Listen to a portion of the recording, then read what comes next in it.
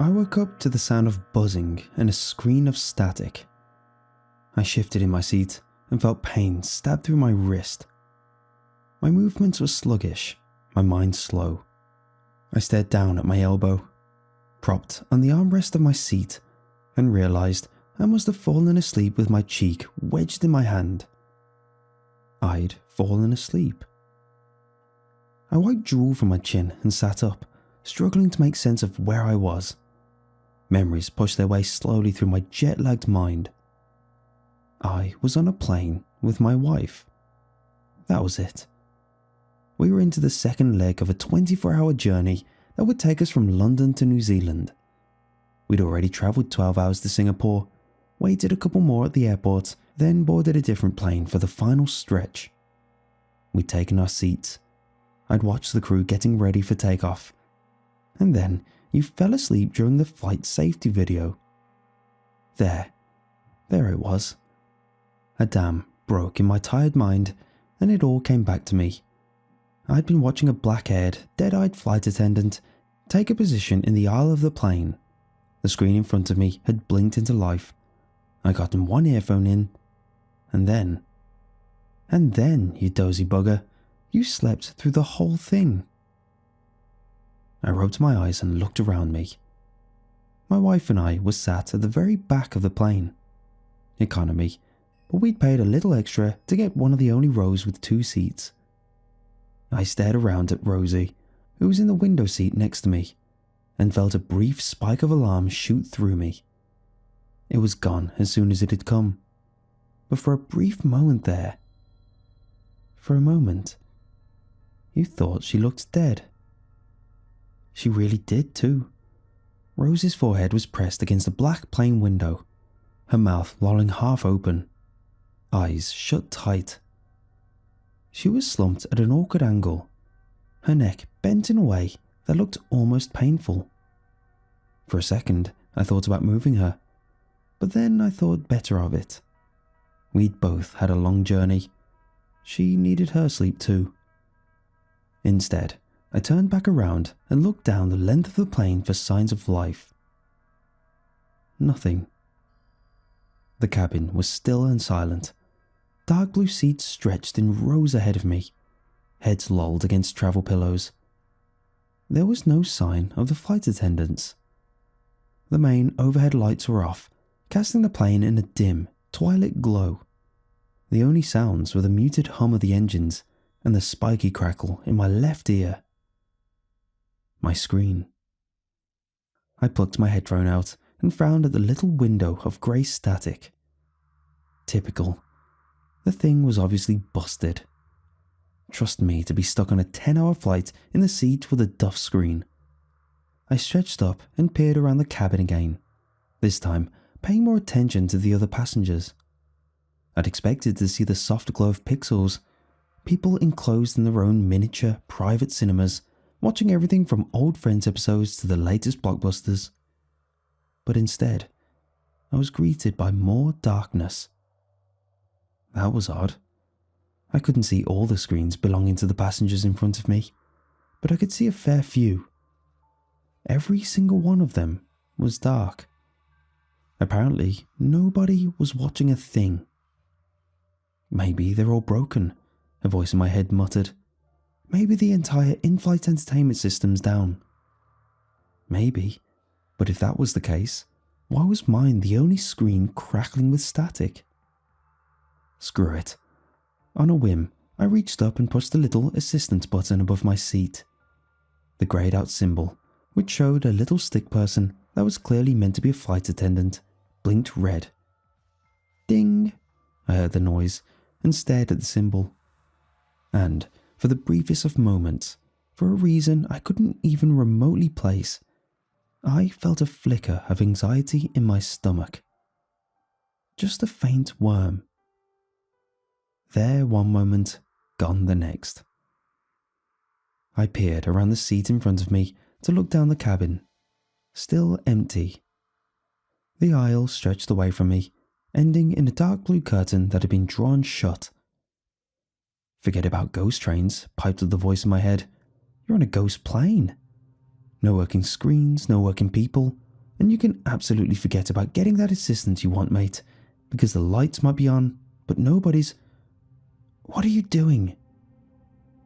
The voice didn't just almost make me jump. It caused a nasty wave of shock to shoot through me like static. I jerked towards the sound and found myself staring up at the dark-haired flight attendant I remembered from earlier, the dead-eyed one. She popped up next to my seat like a damn jack-in-the-box. Must have come from the back of the plane.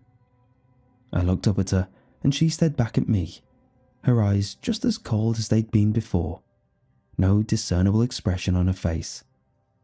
"Oh, sorry, yes, I tried to fumble out a sentence, but she cut me off. "What do you think you're doing, sir? Didn't you watch the safety video?"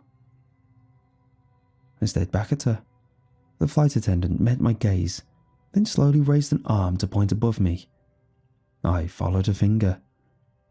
It took me a moment to realize what the hell she was on about, but then I spotted a second red light next to the assistance one I just switched on. The seatbelt light. I looked down, stupidly, and saw that my own seatbelt was unclasped in my lap. The separate ends were skewed around my legs. Absurdly, I felt a pang of guilt. Sir, I asked if you watched the safety video. I stared back up at the flight attendant, for a moment too baffled to reply. What the hell was going on? The woman's rudeness had caught me completely off guard. After a few more seconds of struggling to collect myself, though, I finally found my words. "No, I couldn't watch your safety video. My screen's broken." I gestured in the direction of the static. "That's why I called you over." The attendant turned a blank face towards the crackling screen, and just for a second, I saw something pass behind her eyes, a shadow of some emotion. Only it wasn't the look of apology or a realization that she was in the wrong, like I'd been expecting. Not even close. For a moment, I could have sworn the woman looked nervous, almost afraid. But then it passed, and she was staring down at me again with those dead eyes of hers. "Fasten your seatbelt, please, sir, and stay seated. I'm going to need to speak to the captain." "What? Is that really necessary? I thought you might be able to fix it, or, I don't know, move us to a different seat, or..." "Stay seated, please, sir. The captain will need to hear about this." I opened my mouth to protest, but she'd already turned away. I watched her stride down the aisle and disappear through the blue curtain, which swished shut behind her. I turned my head to say something to Rosie, to comment on how rude the woman was, then remembered she was asleep. My wife's mouth was still open, her head resting on the black glass, her face paper white against the darkness. I got up out of my seat for two reasons, partly in protest of the flight attendant's blunt command, and partly because I needed to pee. My bladder felt full and uncomfortable, my mouth cottony. I thought I'd relieve myself, swirl my mouth out and splash some cold water on my face, wake myself up a bit. Being at the back of the plane, I was right by the toilets. But as I climbed out into the aisle, feeling another of those irrational, guilty pangs shoot through me, my eyes were drawn to the people in the seat opposite ours. Over on the far side of the plane, another couple, a fair bit older than us, man and wife, both asleep. The woman's head was propped in the corner where her seat met the window, her chin tipped back, mouth open, just like my wife's. The man was slumped forwards in his chair, forehead pressed against his black TV screen. As I watched, a runnel of drool slipped from his lower lip and plopped onto the carpet by his feet. Bloody disgusting, I thought to myself as I made my way to the toilet. But something about the sight of the couple troubled me. They hadn't just looked asleep, they looked completely out of it. Did anyone really sleep that deeply on a plane? By the time the thought had gone through my head, though, I was already standing in front of the toilet, The lock above the door handle was green, which meant it was vacant, so I reached out to turn it. But then I paused. Above the door, another of those red seatbelt lights blared down at me. The thing looked like a warning. I glanced back the way I'd come, but there was no sign of the dead-eyed flight attendant. I turned back to the door and heard the echo of her words in my mind. "Stay seated, please, sir. The captain will need to hear about this." For some reason, the memory of that sentence caused another faint worm to twist in my stomach. What did the captain need to hear about exactly? The fact that my screen was broken? I'm no expert on the inner workings of airlines, but I had a feeling that was probably a little below the guy's pay grade. "Just get on with it," hissed the voice in my head. "You can be done and in your seat again by the time she's back." Feeling absurdly nervous, I twisted the handle and pushed the door open. The room beyond was a nest of shadows. I stepped in, shut the door behind me, and twisted the lock. A little light blinked on. I unzipped my fly, turned to face the toilet, and felt a scream rise up in my stomach like acid. I bit it back, but as I stared around the little toilet cubicle, what I thought was a toilet cubicle, I felt my skin tingling with a horrible, itchy shock. The place looked like the inside of a cave. That's the best way I can describe it. Like one of those rocks the teachers would cut open in school to reveal a sparkling, hollowed-out center. The sight was so unexpected that it took me a few moments to process what I was actually looking at. But I got there eventually. Crystals. Hundreds of purple crystals. They coated the white plastic of the toilet seat like dark moss and climbed the walls and ceiling like some alien ivy. The crystals twinkled in the overhead light of the toilet, strangely beautiful. Or almost beautiful. Maybe they would have been if the sight wasn't so damn disturbing at the same time. Looking into that cubicle was like cutting open a shiny apple to discover a rotten core. The sight felt unnatural and entirely out of place. It made my scalp itch. Slowly, as if the purple substance in the toilet was an animal that'd react to quick movements, I backed away, felt myself bump the closed toilet door behind me. Feeling the skin on my neck and back itch worse than ever, I turned around and fumbled with the lock. When it finally turned and I had the handle down, I half fell through the door as it swung open, only just managing to keep my feet. I twisted and slammed the thing shut behind me, the voice in my mind already jabbering possible explanations. "Dreaming, that's all. You must be dreaming. You fell asleep and thought you woke back up, but really you're just... Sir?" I didn't scream, but this time I did let out a yelp. I turned and found myself face to face with a dead-eyed flight attendant. She stared up at me, her face as blank and impassive as ever. "What are you doing, sir?" She kept her eyes locked to mine as she spoke. "I thought I told you to stay seated." I opened my mouth to respond to her, to say something about what I'd just seen in the toilet, but then my words froze. Oh Jesus, the voice in my head jabbered at me. Oh Jesus Christ, those things were on her damn eyes. They were too.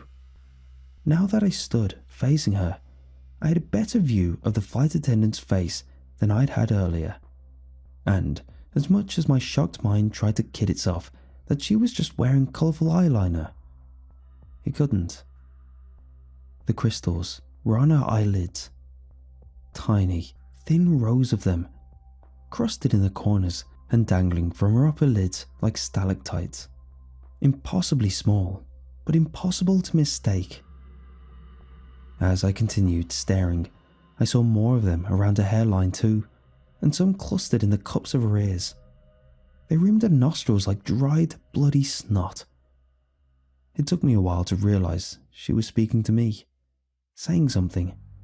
her mouth was moving, revealing glimpses of her teeth that had more of that dark purple stuff trapped between them.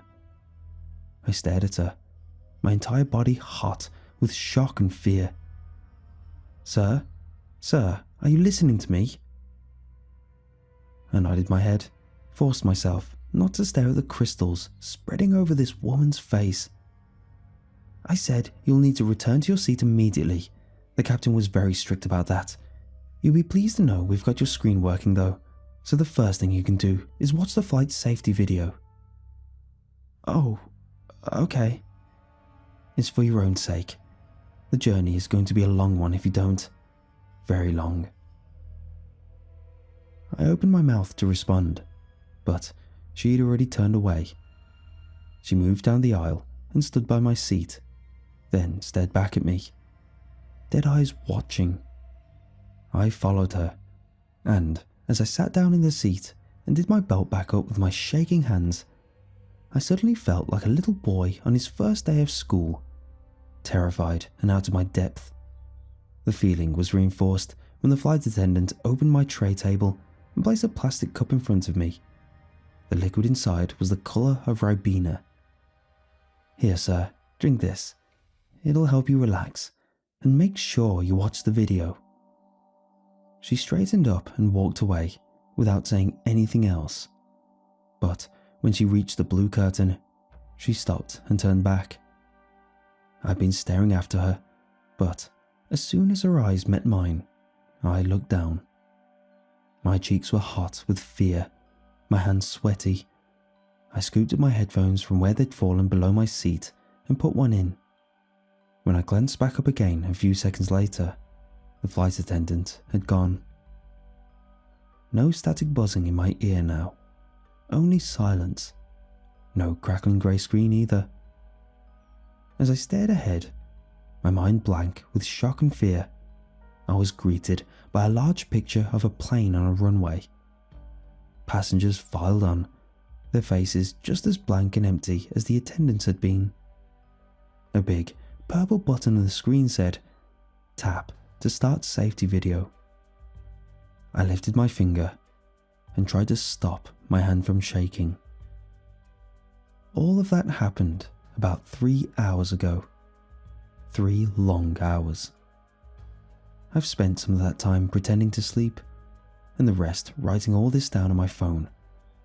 For now, at least, we still have internet. I don't think we will for much longer. I never watched the safety video. Never drank that purple stuff either. I took the cup and trickled it onto the carpet below my feet, bit by bit, when I was sure the flight attendant wasn't watching. She has been watching too. She's come to check on me a few times now. The first time I saw the blue curtain at the head of the aisle rustling out of the corner of my eye, and I made sure to keep my eyes fixed straight ahead. That was about 5 minutes after she'd left with my newly repaired screen, and I figured she'd still expect me to be watching the flight safety video. The next time was about half an hour later. Despite how terrified I was then, I managed to force myself to keep my eyes closed and lie back against the headrest, feigning sleep. It seemed to satisfy her too, because she didn't come any closer. When I cracked my eyes open again, after making sure to count slowly to 60 in my head, she was gone. Since then, I've kept one eye on the blue curtain the whole time, even when I've been writing this.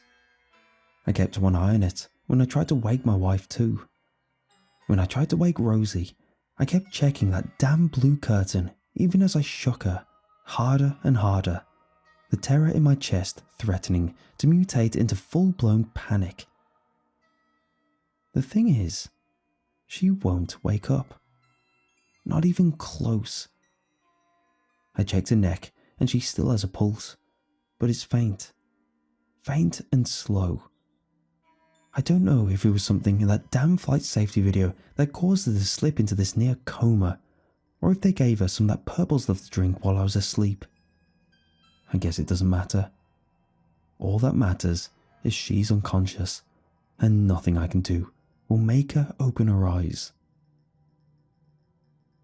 I need to post this message now. I need to send it out in the vain hope someone can help me. I can't delay any longer. Any minute that blue curtain might rustle again, and this time I might not be quick enough to fool the attendant. I don't know what they'll do to me if they realise I'm still conscious, and I don't want to find out. There's only one more thing I need to tell you. One more crucial thing. It's the reason I know the internet won't last much longer, and the reason that, if I'm honest with myself, I don't think we'll be landing anytime soon. It's something to do with the screen in front of me. Something I saw. You see, the thing is, although I didn't watch the flight safety video, I did try to see what else I could find. There was a little home button in the screen's bottom right corner, so small I almost missed it, and when I tapped it, I was taken to a main menu. Movies, TV shows, music, all the stuff normal flights have. I ignored those items though, and tapped on the button that said Flight Map. It took me to a little 3D graphic of the globe, with a bright red line cutting across it. At the bottom was a countdown timer that said 17 months, 3 weeks, 4 days, and 11 hours. A reading that I assumed, at first, to be an error. In the middle of the red line was the icon of a plane. Our flight. When I first checked that map, we were somewhere over Indonesia, still on course for New Zealand. And when I used 2 fingers to drag the map, watching that red line jut over the Banda Sea and on into Papua New Guinea, it still looked like we were following the right course. But then, when I reached the Coral Sea, something happened. The line stopped. Or rather, I thought it had stopped. But then I used my fingers to rotate the map and realised it hadn't stopped after all. It had only changed direction. Instead of carrying on over the water, the line suddenly went up. Straight up. It cut up through the layer of blue, and then purple, and finally on into blackness. And no matter how much I scroll or zoom the map out, I can't see where it ends.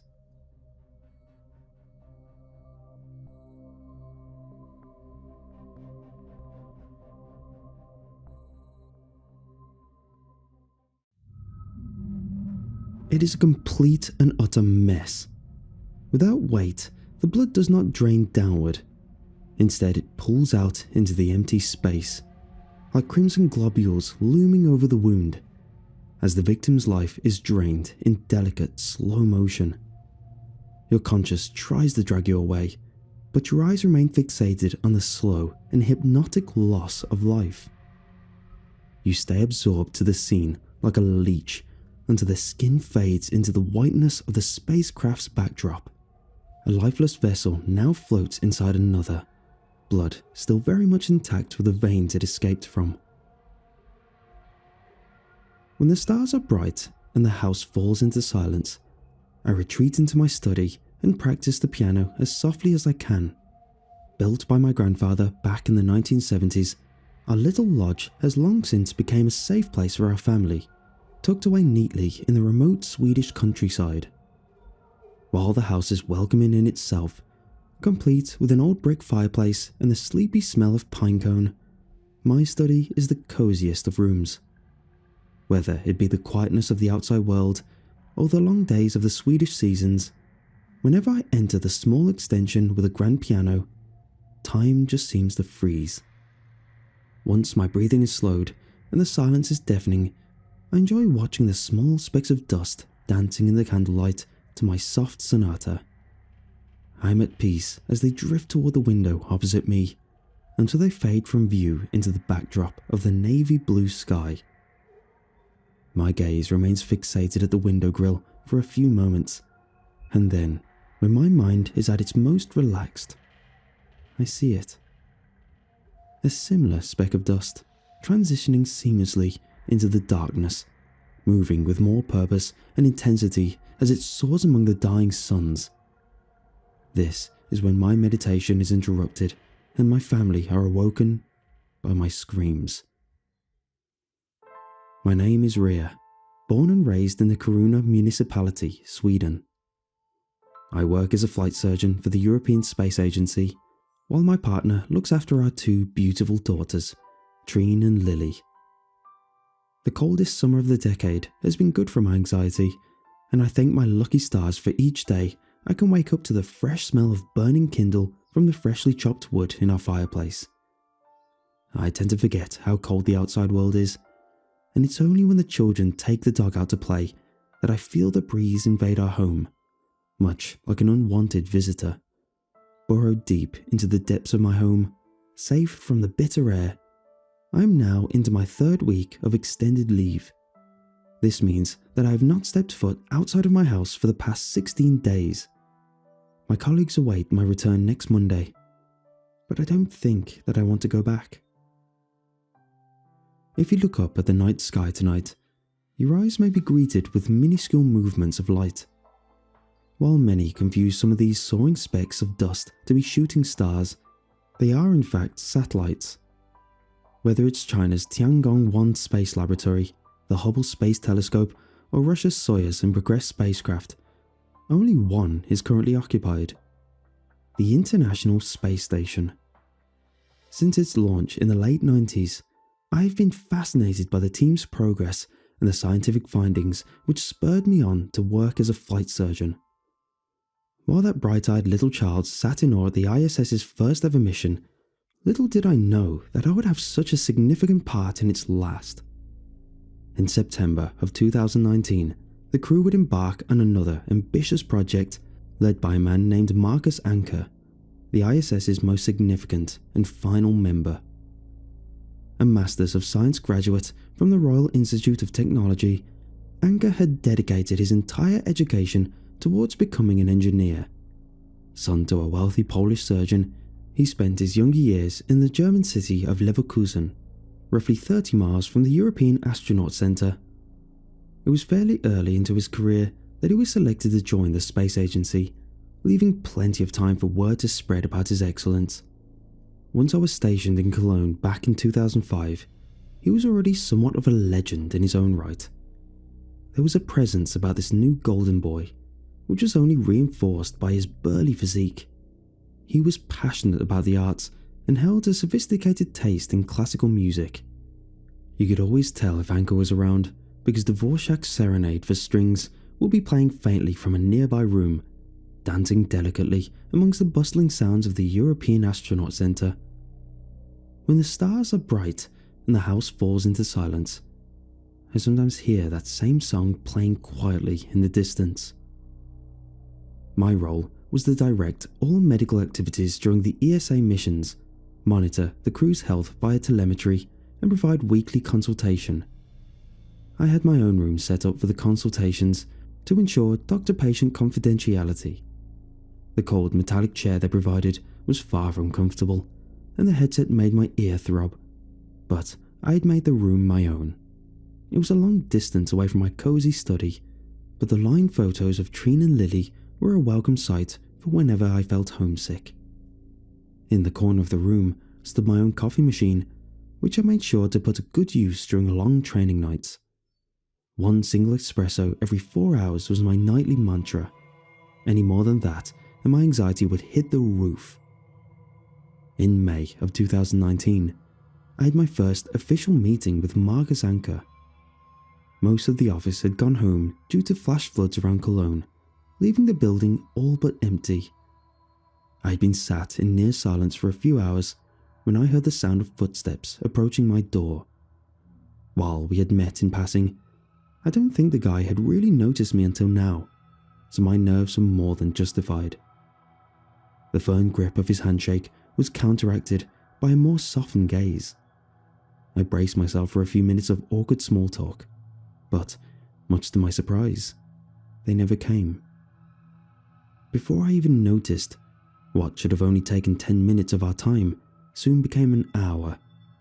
Instead of being on a lonely commute home, Anker was in the middle of a fascinating tale about a recent visit to Vienna and how he got the chance to perform at the Wiener Staatsoper Opera.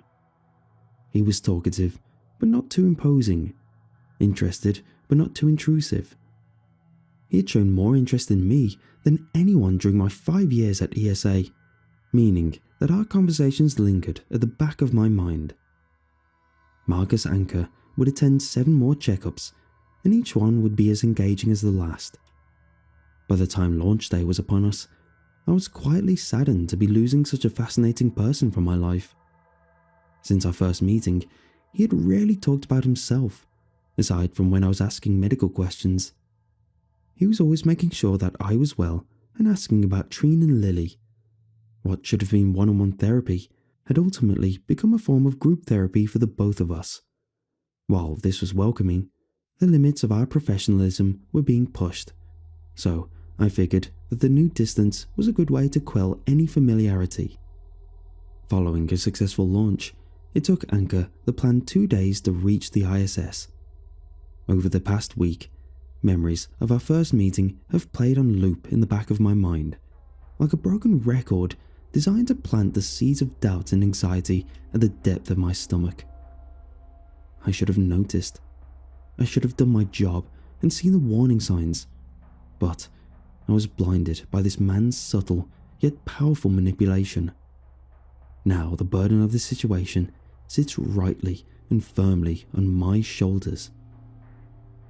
Initially, it was good to see and hear from Anker again once he was in orbit, but the warmth of our pre-launch meetings had been replaced by a certain coldness that I couldn't quite understand. He was oddly unremarkable during my consultations, whether it be because I couldn't see his face clearly or because his grandeur was lost amongst the video transmission. The man seemed to be void of all emotion. On the plus side, this meant that our conversations remained minimal and we got on with our jobs. But a small part of me was still bursting to talk to him about music, culture, life. Whenever I tried to delve slightly deeper into his psyche, Anker would thank me for my time and wind down the conversation. Nothing was ever significant enough for me to flag though, and despite his newfound coldness, everything was in order. We had no reason to believe otherwise, until the Sunday blackout, when the ISS fell into darkness and the phones went ballistic. The space station has been known to briefly lose communication with Earth in the past, and there is an evacuation procedure in place for when it does. Every morning, the Russian cosmonauts relay a series of numbers and coordinates with Earth which explain the nature of the orbit of the ISS for the forthcoming day. If, for some reason, the crew on board the ISS were forced to evacuate the station without the assistance of ground control, this information would enable them to do so through the Soyuz spacecraft. This process is put into action after a few days of no contact, and it had been 48 hours since NASA last heard from one of their astronauts. The dead silence creeped into the early hours of Tuesday morning as the remaining hopes shifted towards the Soyuz escape plan. While NASA continued to lead the operations, ESA worked desperately on contacting Anker, meaning that half of us were given split shifts. I was about to head home to rest before my early start when we received a transmission from the ISS. The time was 11:30 CET on Tuesday, the 8th of January. We counted 3 seconds of darkness before the transmission flickered into life. Flash. The deafening silence of space invaded the control room as everyone gathered around the monitor. Flash. The faint glow of the emergency light filled the scene with the colour red after every passing second. Flash. Gasps echoed throughout the room as a figure floated slowly in the centre of view. Flash. Every burst of red light brought the figure's features to life. Flash. A burly physique. Flash. A menacing smile. Flash. Then it stopped. The vessel was now lit up entirely by the red glow, like some sort of hellish inferno. Our figure took the shape of a lifeless Marcus Anker, surrounded by debris in a horrific crash scene. A few of us had just about turned for the door when the sound of Serenade for Strings in E major began trickling through the control room's speakers. My heart jolted as Anchor began humming along, his face stained with a dark liquid as he sat in a perfect lotus position. The light deciphered his manic expression as he drew away from the camera, which is when we saw her. The room stood frozen, pale with fear as a head of long black hair flowed slowly into the frame. For a moment she looked at peace, floating blissfully, eyes shut in zero gravity. Then, in one swift move, Anchor grabbed her by the neck. As Antonin Dvorak's symphony reached its climax, the surviving crew member wiggled and pleaded at the top of her lungs with the monster that was now being shown on our screen. The desperate, juvenile calls for a mother only lasted a few seconds longer before Anchor bit into her artery. The blood slowly splattered across his face as he gnawed at her flesh like some starved beast. I tasted sour vomit in my mouth as crimson globules covered the camera, and then everything went dark. The brutal murder of Roscosmos's female astronaut is the last image that I remember after waking up roughly 14 hours later in the hospital. I dread to even think about what he did to the others. Besides, NASA closed everything down pretty quickly and put me on the first flight home with a government official. NDAs were signed, but my silence has reached breaking point. No one knows what will happen because nothing like this has ever happened before. What I do know is that when satellites reach the end of their mission, operators have two options. They either leave the satellite in its current orbit or move it to what we call a graveyard orbit, meaning that the spacecraft is sent into the abyss. If you look up at the night sky tonight, your eyes may spot minuscule movements of light. One in particular moves with more purpose and meaning than the others. Yet to me, it shines less brighter than before. Because every night I lay restless, knowing that on board that particular speck of light lives a monster amongst the darkness, looking down at me, looking down at all of us.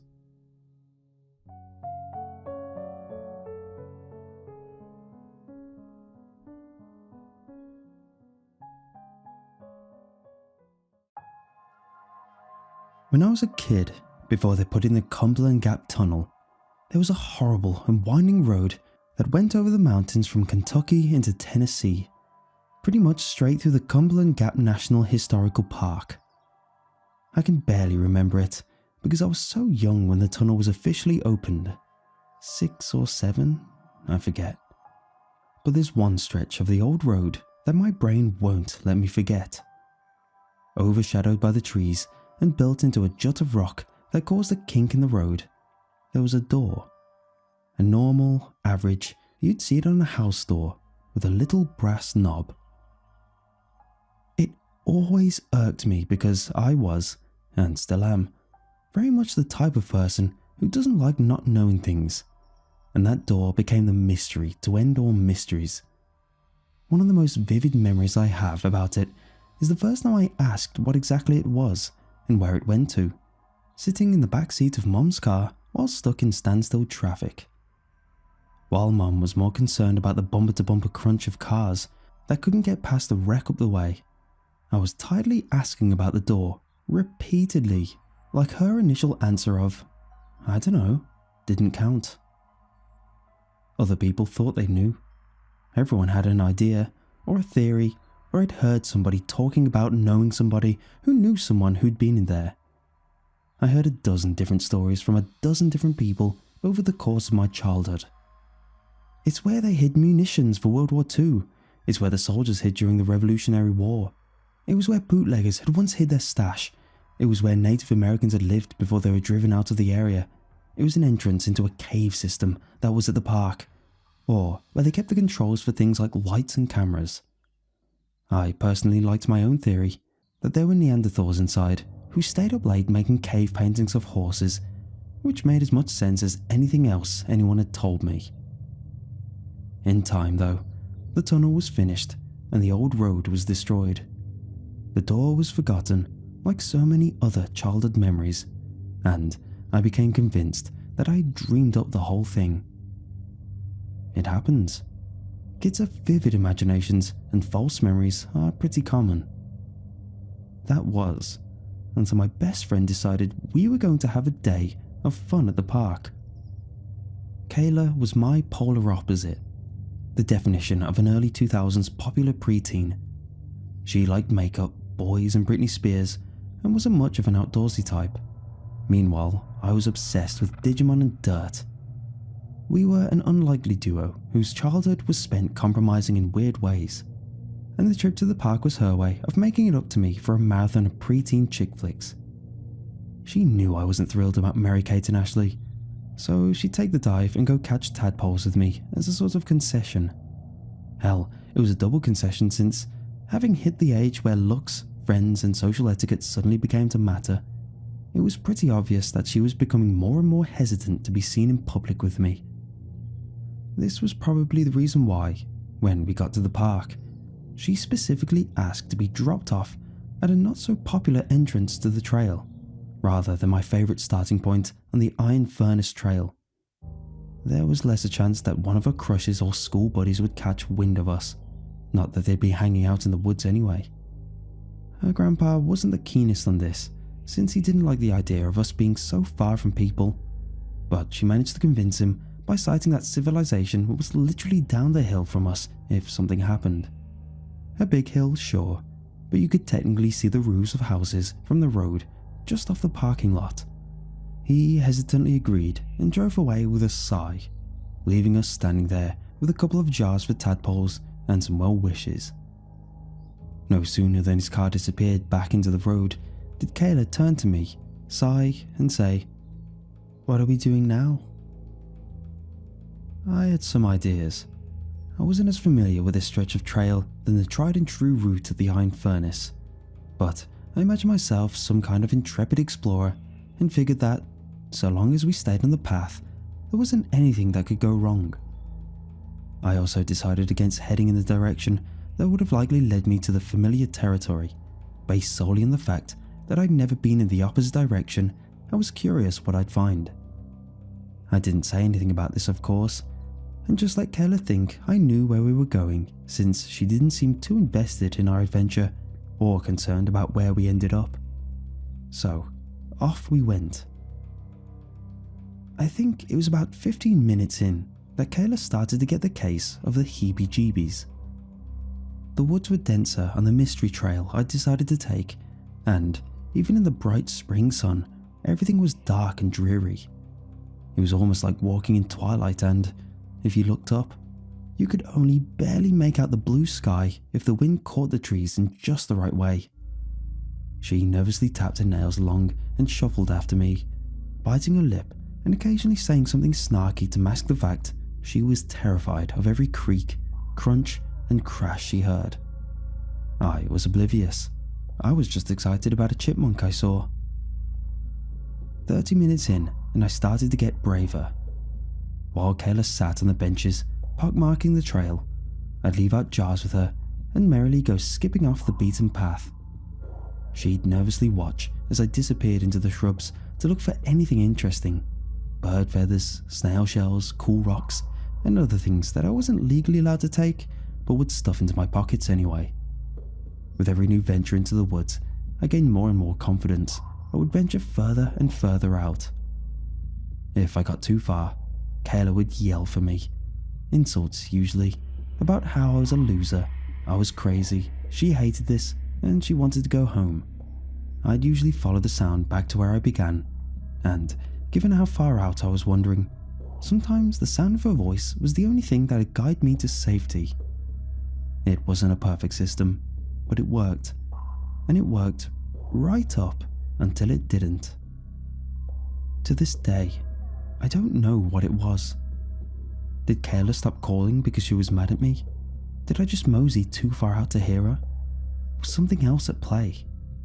I just know that, at a particular bend in the trail, I dropped off my jars and treasures with Kayla, pressed out into the bushes, and began to walk downhill further and further into the woods in search of something interesting. A part of me knew I was going too far, but I felt this strange compulsion to keep going, like something was calling me from further ahead. So, ahead I went, like a goddamn idiot, stumbling over rocks and getting slapped in the face with branches. When I hit the bottom of the hill, I realised I was standing at the top of a sharp drop down, a rocky jut about the height of a single-storey house that was shrouded in darkness from the sheer volume of surrounding trees. If I squinted though, I could make out what rested at the bottom of the fall, and my eyes widened when I saw fading yellow dashes and darkened asphalt. It was a road. Not just any road, but a pretty pristine road that, aside from some cracks in the cement, was still completely drivable, but only for a stretch. I awkwardly climbed down the rocky drop to investigate, and you could only walk along it for about the length of a football field before it gave way to greenery on the other side. It was just some bizarre slice of the modern age plopped right in the middle of the mountains, somehow immune to nature and time. I marvelled for a bit before I finally saw the glint of something metallic in the fleeting moment of sunlight. In typical dumb kid fashion, my magpie brain took over and off I went to see what it was that was so shiny.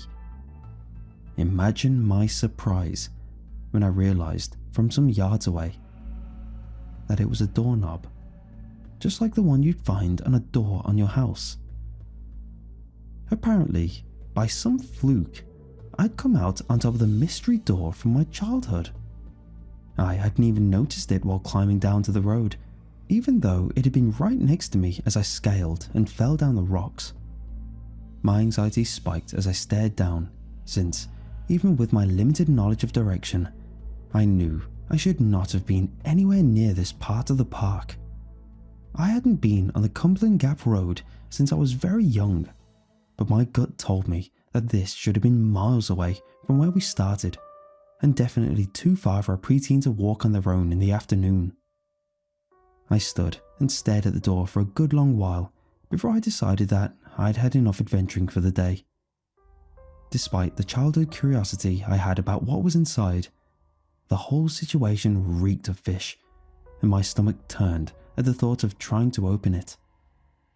Inhaling deeply, I opted to instead scramble back up from where I came and play Marco Polo with myself until I heard Kayla respond. If I headed directly left of the outcropping over the door and just kept walking straight, then I was bound to find my way back to knock, knock, knock. My thoughts froze no sooner than I found a foothold in the stone. 3 slow, steady knocks thundered from the other side of the door. My heart found its way to my throat, but my eyes couldn't find their way to the door. My brain was torn as to whether I should look or not. Tap, knock, knock, tap. There was a rhythm to it, like a song or, and I'm going to feel dumb admitting this, the telegraph scene from Balto. I know that sounds absolutely stupid, but as a kid, that was my only real exposure to the idea of Morse code or anything similar. In a moment of panic, I stood there, frozen, trying to see if my exposure to a 90s cartoon movie had turned me into an expert. Tap. Hell, I didn't even know if it was Morse code.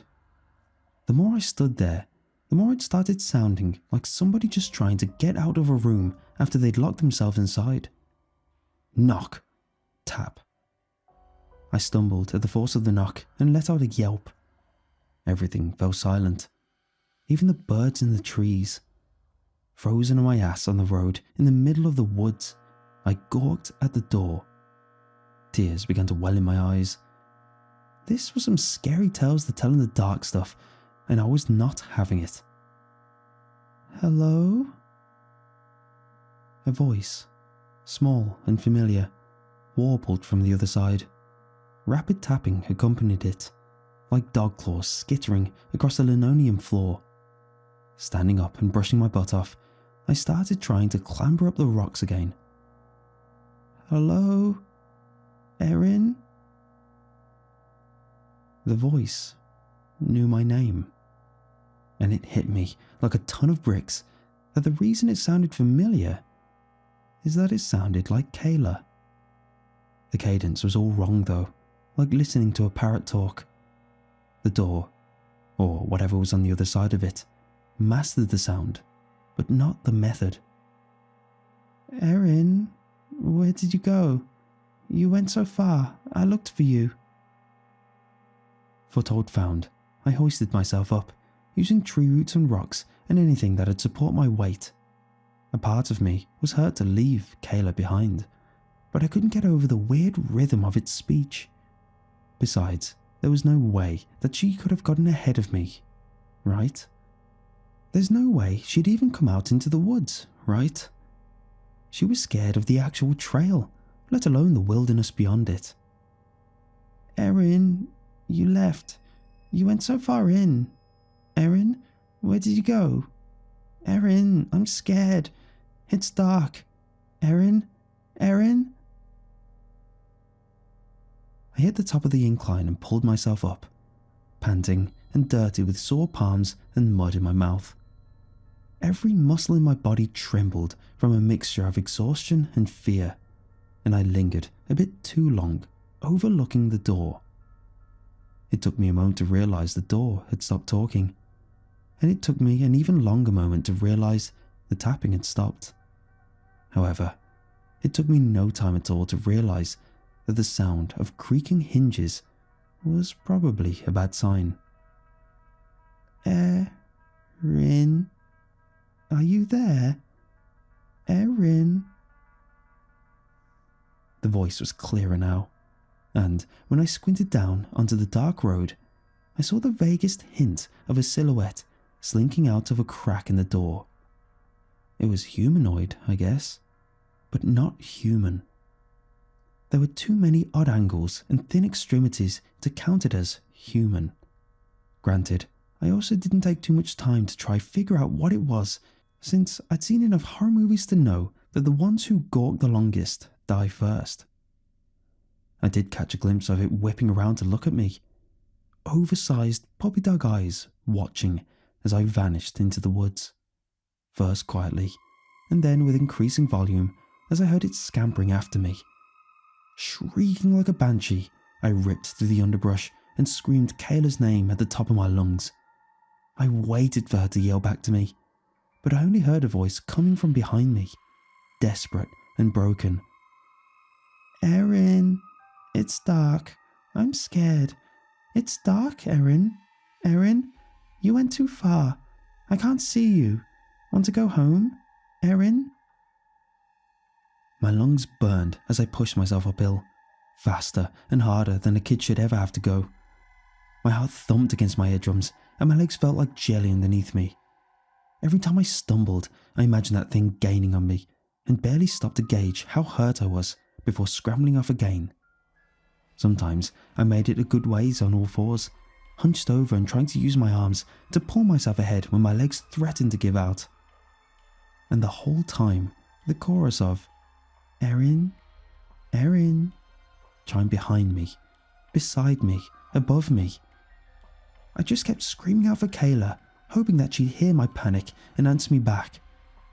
In my heart, I knew I could tell the difference between her and that thing, since she'd actually sound like a human being.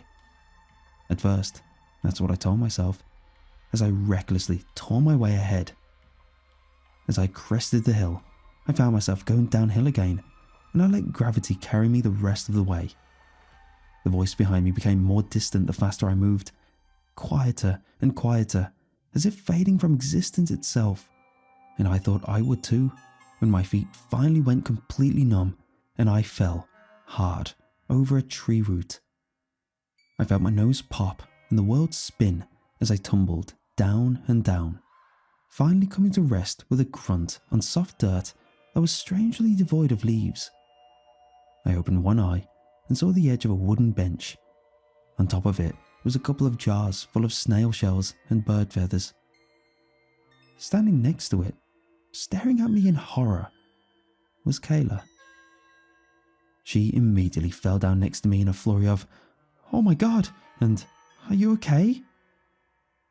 I was pretty sure God had abandoned me and I was far from okay, so I numbly stared at her until I realised I hadn't broken any bones and could probably get up. She shakily hoisted me to my feet and began to fuss over my nose. It was bloody. My clothes, they were a mess, and my hair, it was full of leaves. She pointed at fresh bruises and cuts and asked what I'd done, and I was too shell-shocked to answer, aside from some paranoid glances over my shoulder. "Oh my God, Erin. Erin, you went so far out and I couldn't see you anymore. It was dark. I was scared.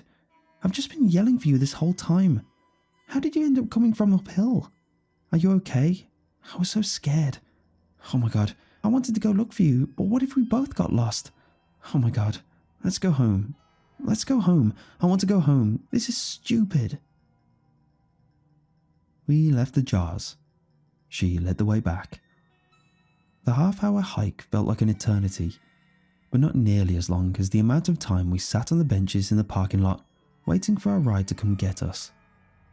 We didn't really talk, and if we did, I don't really remember what was said. I can easily imagine her ranting to the side of my head out of worry and anger, because that's how she was, and it would have been completely justified. But my mind was too fixated on the door, the thing, my pulse, how much I didn't want to sit with my back to the woods, but at the same time, I didn't want to worry Kayla by making her think something was more wrong than I'm an idiot who fell down a hill. I just stared pointlessly ahead until I saw her grandpa pull up. Of course, he wasn't happy with either of us. We should have taken the iron furnace trail. I shouldn't have gone wandering into the woods. My mom was going to kill him for not watching us. I ignored most of it because I had more important things to worry about, and it was a relatively quiet ride back home. But as I got out of the car in front of my house, Kayla grabbed my wrist to keep me from wandering too far. Out of earshot of her grandpa, whispering like a town gossip, she asked me why I'd been messing with her while I was in the woods. I told her I hadn't. Her face went pale. "Oh," she said, "because it sounded like you, sort of. They were saying they had something neat to show me down the hill. Said they'd found a door in the mountain."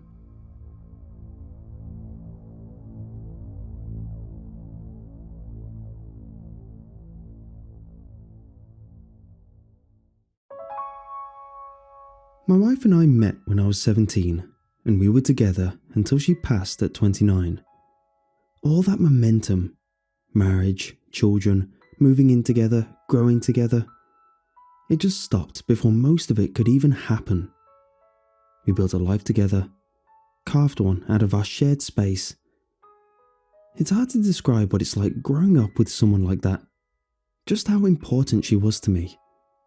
I find it weird that sometimes people talk about healing, but I feel more like a guy who's lost a limb. Something's been taken from me, and I'm okay with it now.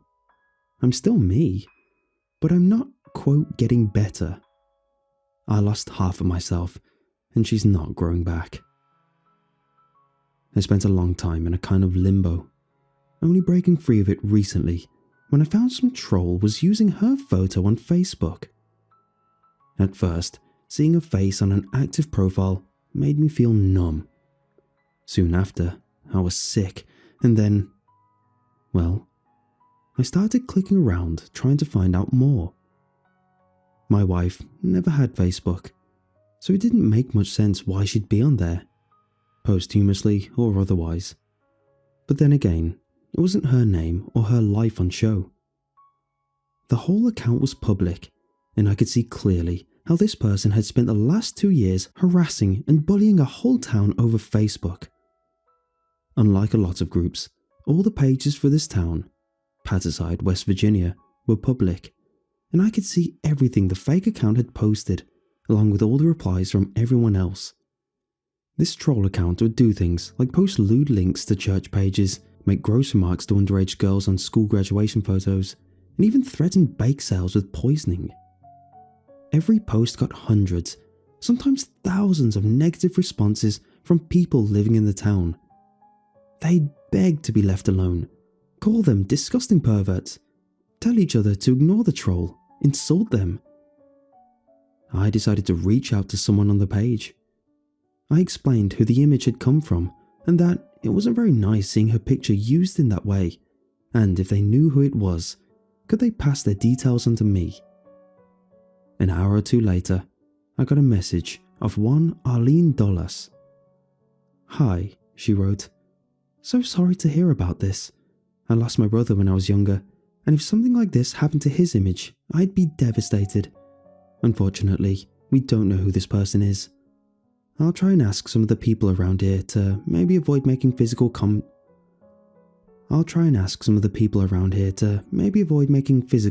about the image, if you think that would help.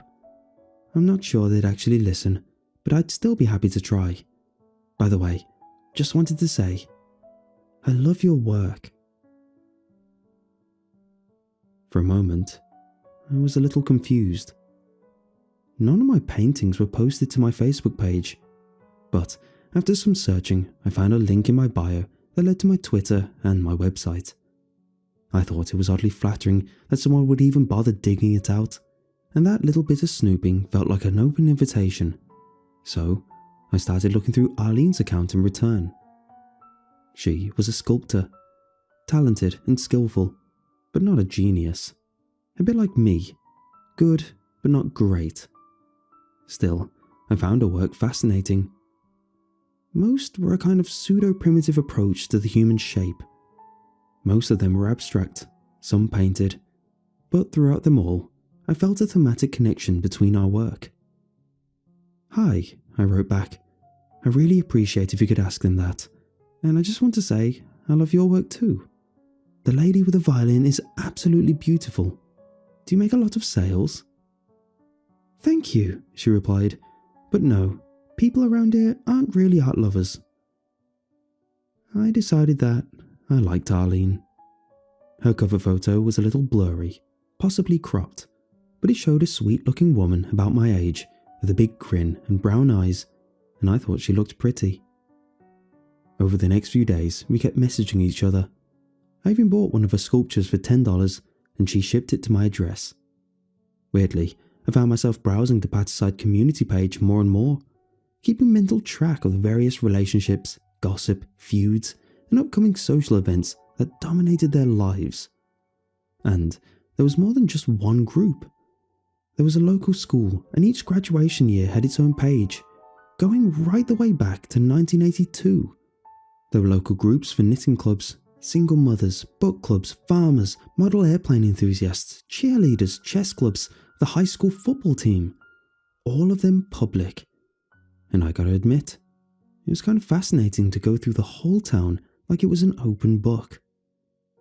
Over the next few weeks, I found myself daydreaming about Pataside. Sometimes I even dreamed about living a life there. One where I was friends with my neighbour, and I attended church, and I had crushes who would sometimes break my heart and sometimes like me back. A life where people gossiped about me the way I gossiped about them. Where I had a job where most of my time was spent checking boxes. A place where I returned to a home I was proud of, and where I had friends who cared about me.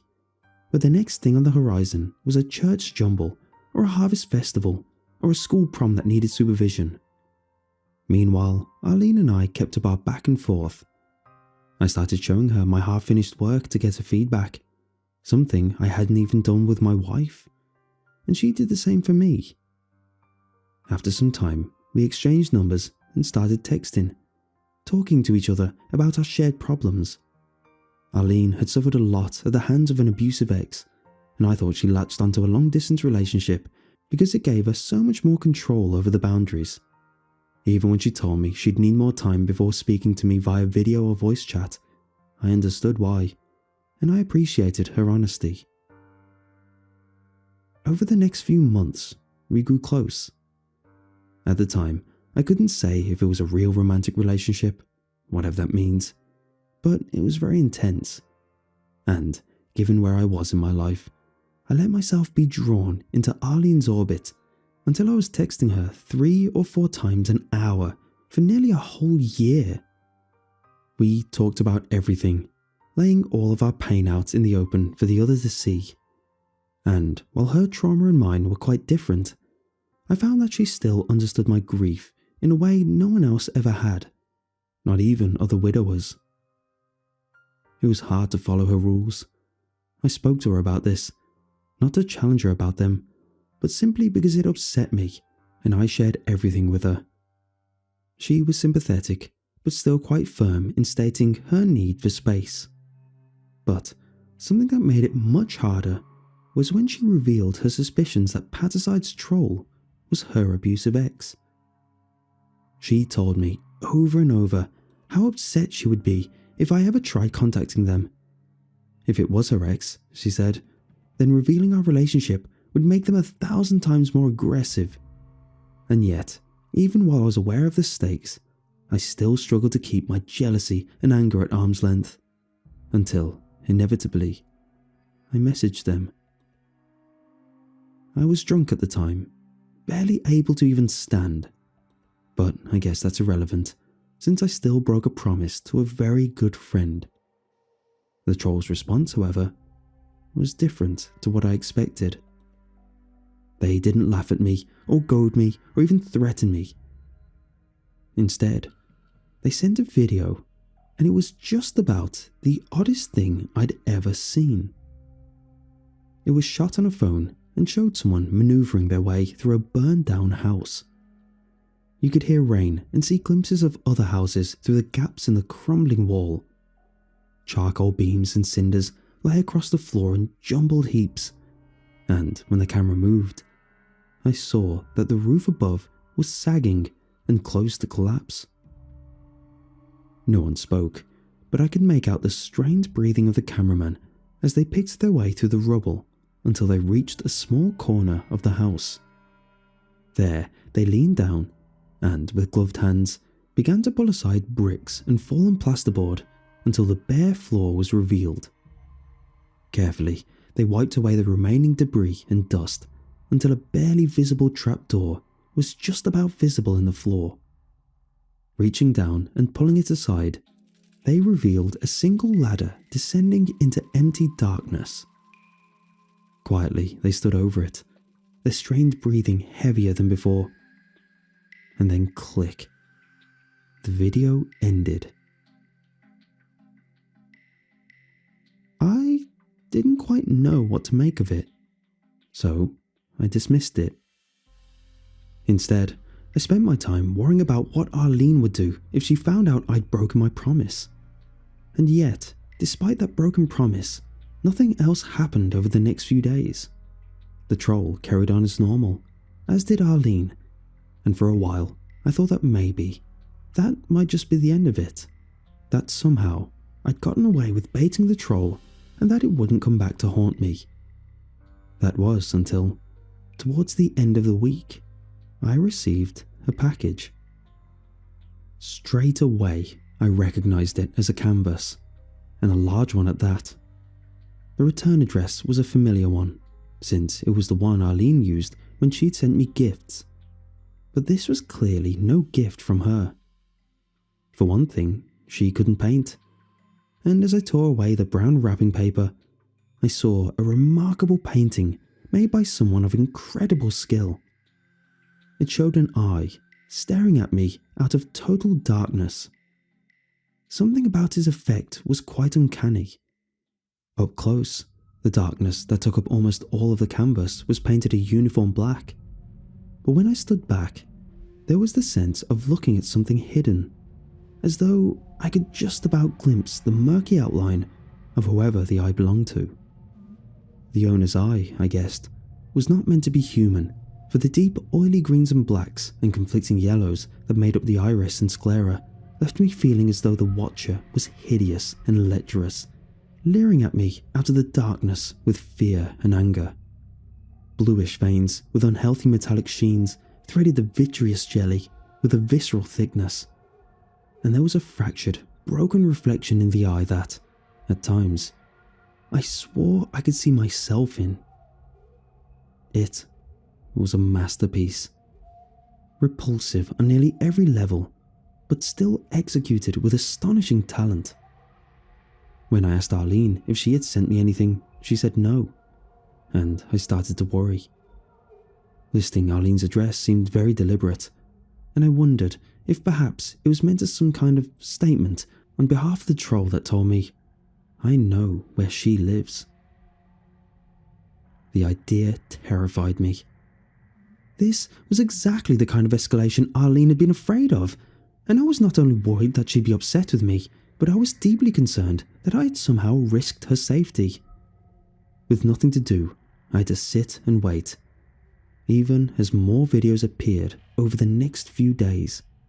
The first of which showed someone walking down a suburban street, blown through with debris and rubbish, the sidewalk cracked and overgrown, and the road partially buried under gathering leaves and windswept soil.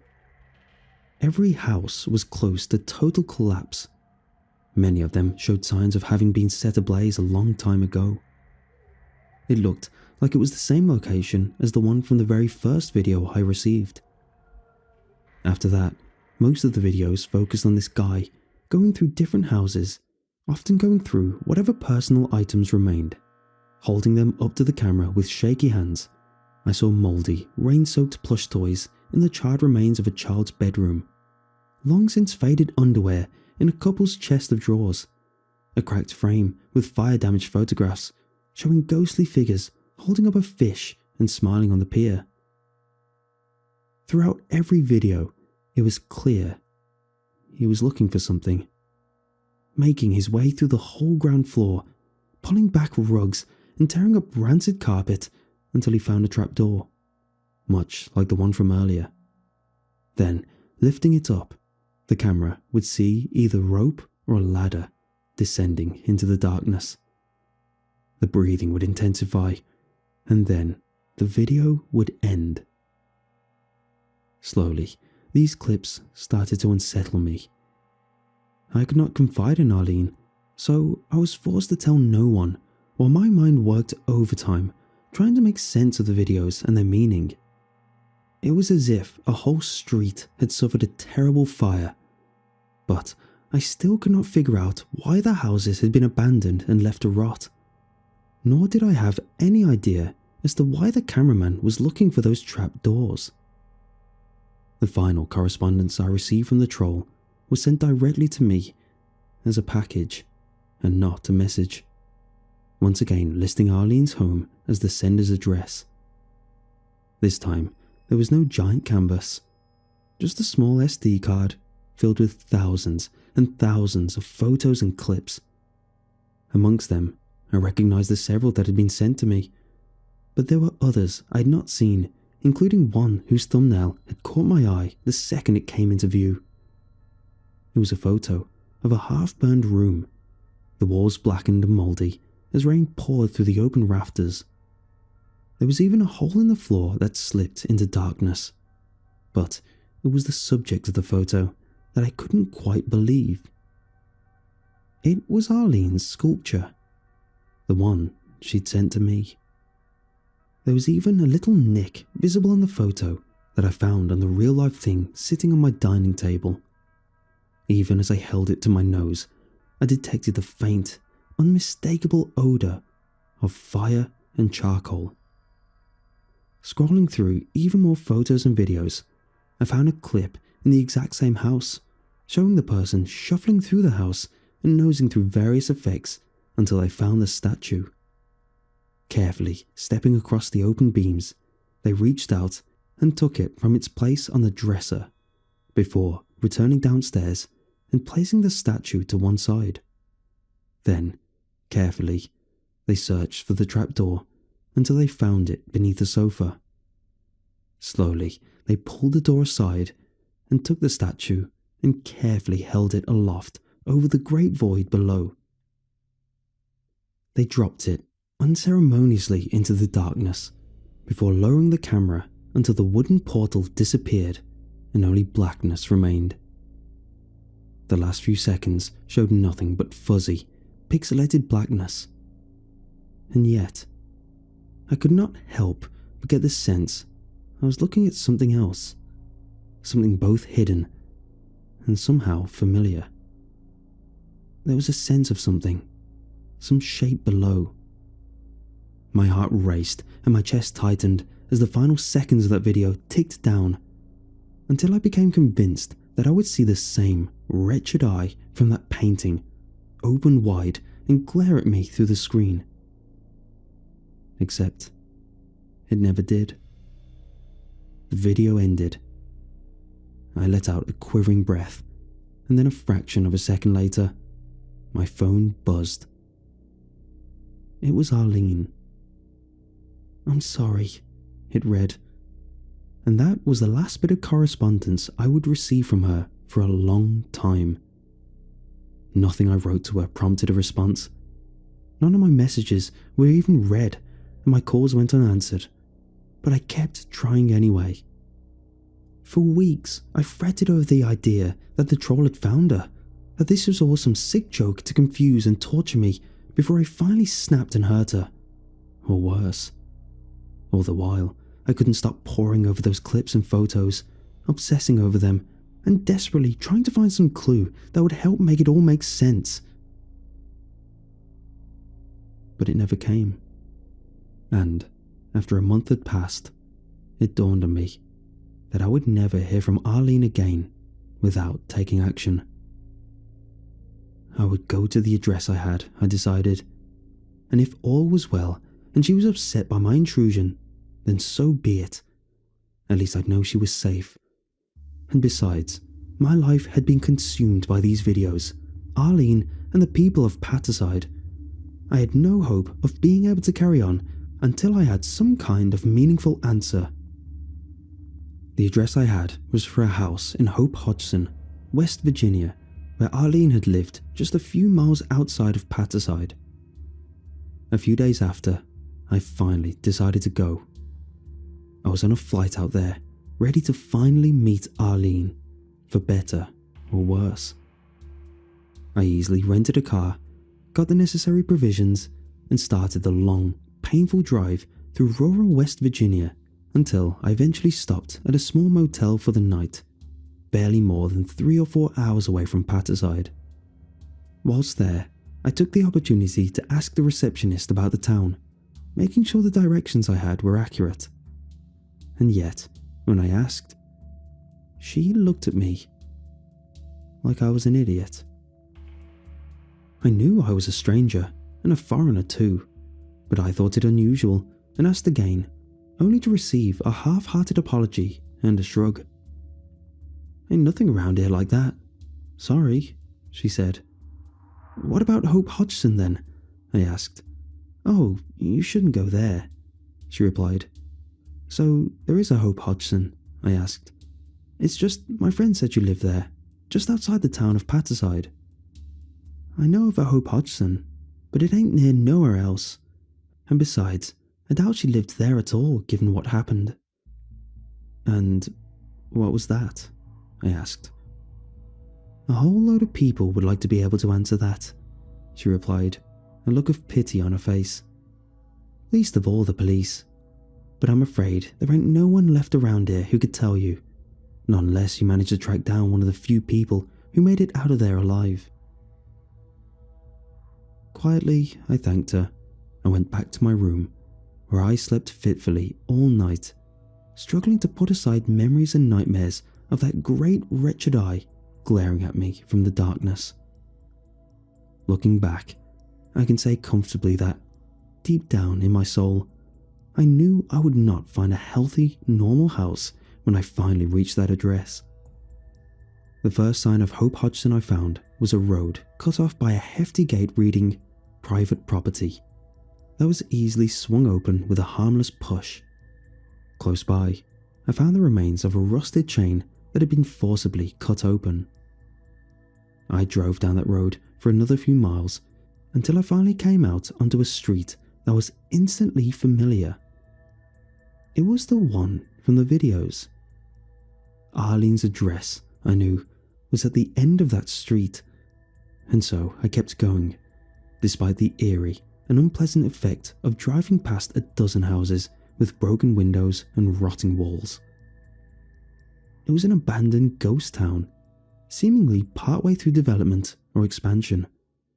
I couldn't say which, but some of the houses had scaffolding, others were not yet finished, and a fair few for sale signs that lay half buried beneath rising muck told me that this was likely a town undergoing some kind of development. It was clear something awful had happened, and not just because of what I'd been told. The wind blew ancient litter around in circles, possibly having done so for decades undisturbed, and fire-blackened windows, often broken and cracked, loomed at me from above as my car rolled slowly over the cracked and chipped tarmac that ground audibly beneath the wheels. In the distance, metal swung and scaffolding creaked, water dripped out of sight, and things scurried through the debris. In every shattered glass pane, smoky and grim, I was reminded that these places were once homes to people who had left it all behind, and no matter how much I told myself it didn't matter, I couldn't stop asking why. Arlene's house was, much as I had expected, the broken down shell I'd seen in that video.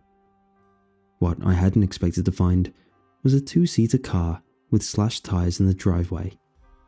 The windows had grown thick with dust, and I could see nothing trying to peer through them except a rolled up bundle of sleeping bags. I did, however, get a clear sense that there had been more than one person in there, given the two thermos cups in the cup holders. But even the age of the car seemed off. It was newer than anything else around it, but it was still an '09 model that had been rusting there for a good 10 years.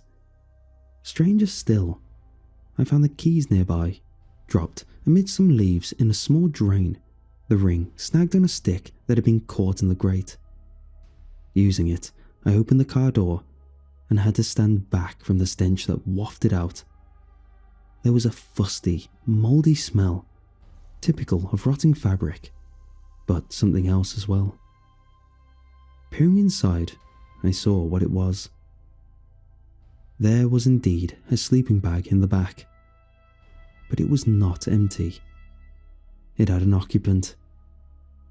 She had died long ago, with enough time to liquefy into the fabric that surrounded her, and then slowly dried out, leaching into the air and water around her until nothing but bones and clothing remained, soaked in a putrid crust. As it started to rain, I sat in the driver's seat and pulled the door shut and began looking over her remains, trying my best to ignore how the growing patter of rain hid my surroundings and buried the silence. Carefully, I peeled the sleeping bag away from her hands. She'd been holding it up as if to cover her face, and found an older phone clutched in her hands. I tried to take it gently, but she must have laid there undisturbed for years, and my interference ended up snapping her thumb away at the joint. Disgusted, I gently pinched it back off the trunk bed and placed it on top of the body. The phone was clearly dead, and a quick check confirmed it. But I did notice it had a slot for an SD card that was missing, and I wondered if it was the same card I'd been sent. Looking through the dash, I did find some documents from a film company with paperwork typical of location scouts. Looking around, I realised that was likely who the car had belonged to, as well as the corpse. An abandoned ghost town would be a great place for a location scout to visit, I figured, but that didn't explain why they'd stayed here, nor why their tyres were slashed. But I did find it interesting to note a small, sticky note with the word "Paticide" written on it and underlined, stuck to the back of a clipboard like some kind of reminder. When I left, I took a moment to check my own car and, finding it safe and sound, I went inside Arlene's house. It had indeed belonged to Arlene, or at least someone who had looked like her, though all the names on any mail I found belonged to other people. Otherwise, the house was as much as I'd seen on the clip sent to me, albeit clearly worse off in some areas. Going upstairs, I found the dresser where the statue had been, and traced the faded outline on the wood that had been left by its presence. Somehow, whatever had been there crossed oceans and was now sitting in my apartment, and I did not have the slightest clue as to how or why. Downstairs, I found a small pantry that had been cleared with 2 sleeping bags laid out on the floor. Following a trail of rusty stains away from the pantry, I found a jumble of bones close to the kitchen door and a 3rd sleeping bag, torn open. Looking at it, I guessed that a wild animal had found a dead body and dragged it outside. Nearby was a camera smashed to pieces and a few bits of paperwork confirming my earlier suspicions that they were location scouts, although I couldn't quite understand why they decided to stay the night. Although some part of that question was answered when I found the trapdoor nearby, still open and with a sort of winch and pulley hanging over it. It couldn't possibly have held a person's weight, so I suspected it was actually to lower a camera into the void. Whatever it had held, the rope was now snapped and its quarry lost. Nor was it the only thing that had been lost down there. There was a streak of handprints, each one bearing 4 long fingers drawn in blood to eerie effect, snapped fingernails still visibly embedded in the linoleum. Carefully, I pulled the winch and pulley aside and leaned over the darkness. There was a long moment as I waited and watched, glaring down into the empty black, faintly aware that it wasn't just empty space. I could hear shuffling down there, and I called out, even telling them my name, though I could barely imagine why. After a quick rummage through a nearby rucksack, I found a glow stick that I cracked and dropped down the hole, hoping to gain some measure of its depth. Slowly it tumbled away, on and on, until it was little more than a pinprick of starlight. And yet, it kept going. I was unprepared for the scale. It gave me a kind of vertigo as my mind came to terms with the sheer size of the cavern that I was looking at. Even minutes later, the light was still visible, and I wondered if it had perhaps come to a rest. I leaned down further to try get a clearer look, but I couldn't be sure. It appeared for a moment, almost as if it was in a kind of black reflecting pool. And then it disappeared, and it reappeared with a sound like squelching mud. I leaned down even further until my whole head was inside the void. All around me I could hear the dripping of condensation and a foul odour that I could barely withstand. But I stayed there, waiting for my eyes to adjust to the darkness. Slowly, the details of that pool below became clearer. There was the green pinprick of the flare, but something else. Another kind of luminosity flashed behind it, quite clearly in the shape of a square. And there, I realised, was a figure glaring back at me. "Hello?" I cried out, but there was no response. I stayed, willing myself to withstand the fetid stench and terrifying abyss until my eyes had adjusted completely to the dark. "Hello?" I cried out once more, balancing carefully so that I might fit one arm and wave at it. Somehow, the other figure waved back at me instantly, and for a split second, I was puzzled. And then it all somehow came into focus. It lurched forward, and I saw it was no reflecting pool. It was a pupil. Enormous. The glow stick was like a mote of dust upon its surface, and its sclera so vast that in darkness it appeared to be the very essence of shadow. I fled, stumbling backwards, straight out of that house, dropping my phone as I fumbled into my pocket to grab my car keys. I left it there, in a hysterical panic, as I ran as fast as I could back out the house and towards my car. I found myself inescapably afraid of the ground as my mind wrestled with the notion that that thing was somehow beneath me. The whole town must have rested atop an enormous chasm, some god-awful prehistoric hole with an even worse inhabitant, and I was standing right on top of it. It is a feeling I can best describe as that which an ant might feel when it witnesses a tarantula bearing down upon it out of some darkened hole.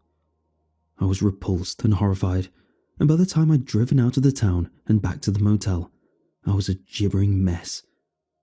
I left gladly the next day.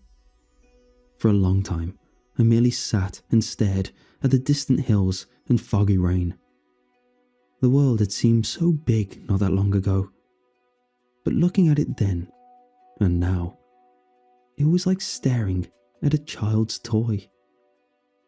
I've since checked, and I found 2 other people listed on the Facebook page whose name matched those of the dead location scouts. In fact, I've yet to find a person on there whose name isn't on a missing persons list. Almost all of them lost hiking in the Appalachia or having some obscure tie to urban exploration. I also returned to discover a single message from Arlene in my inbox, the sight of which made my skin crawl.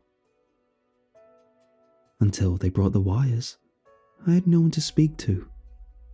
I hope you understand, she wrote. But that was not the worst part. No, that was the activity from my phone and my account. Loved my trip to Paterside was one of the many notifications I had posted in the prior week. Spoke to Arlene and will be staying here for some time. Who knows, might even choose to live here forever. True love is hard to find, was another. Even now, my phone is still posting updates as if I'm still there somehow. All of these posts and replies I found are somehow being posted from my phone.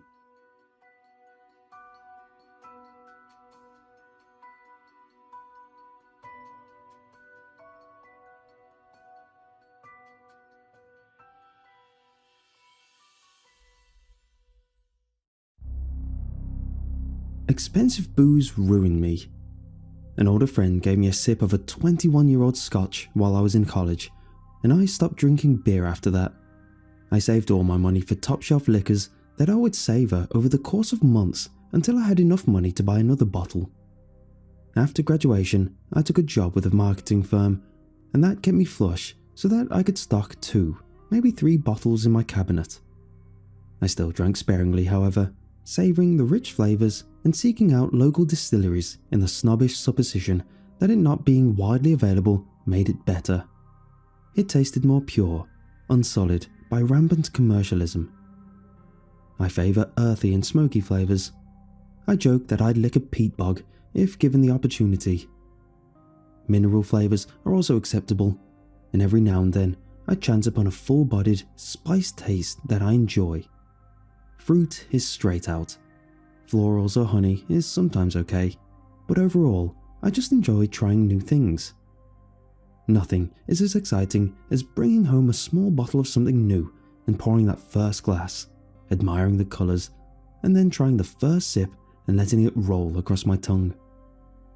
Gin has been my vice of choice recently. It makes my friends shudder, but I enjoy the harsh gins that feel like I have pine needles stuck between my teeth. However, when my dream job came across my radar, I abandoned gin in an instant to return to my former love, bourbon. The job posting was for a small, family-owned distillery in the heart of Bourbon County. They wanted someone to handle local marketing efforts as well as plan a strategy for expansion. Interestingly, the job required the applicant to relocate. "We're a family," the posting read, "and we want to welcome you into our family as well." The pay was less than what I was currently making, but there were a lot of intangible benefits. I hadn't settled down in my current area, and I wasn't sure I wanted to. It was too big to have the character of a small town, but too small to have the excitement of a city. The result was a drab, featureless speed bump along the highway, notable only as a place to fill up on gas while on the way to more interesting locations. I was anxious to leave it behind. This job would put me in an exciting part of Kentucky, and even if the town itself was boring, there were plenty of nearby locations that I would enjoy. And if the job didn't work out long term, well, it would look good on any resume to be the one in charge of designing a strategy instead of just executing it. I applied and got the job. 3 weeks and a moving van later, I was in a small 2-bedroom house at the edge of the city centre. It was a rental, as the only apartment complexes were one town over, but it was better kept than most places I've lived at. The town centre certainly had character, with an antique shop, a mom-and-pop restaurant that specialised in pies, the bar that stocks all the local bourbons, and a store that sold only guns and had iron bars over the window. The distillery was everything I'd hoped for. I've seen the ones in the city, an hour from where I used to live, that were sleek and modern, with viewing windows from the cement-floored bar and brushed metal countertops. Everything you'd expect from a distillery built in the last decade. This one, however, oozed charm. My new employer met me in their farmhouse, which they lived in and also doubled as their office. I could see through the open office door into their living room, and Maria, the owner's wife, was in the kitchen making breakfast. I filled out a bunch of obligatory paperwork, and then my new boss, John, invited me to sit down with them at the kitchen table. Over a plate of waffles and sliced strawberries, they told me about the distillery. Family-owned, theoretically shut down during Prohibition, etc., etc. The standard story you hear at almost every distillery around here. Everyone in the family had a part to play. John handled all the financials and made a lot of the decisions. Maria was responsible for the whiskey itself and had a hand in every tub of mash they produced. She also did quality control. Their sons did deliveries and general brute labour. There were some brothers and sisters and nieces and nephews that helped out as well. In particular, a brother that managed procurement. The whiskey line was pretty standard.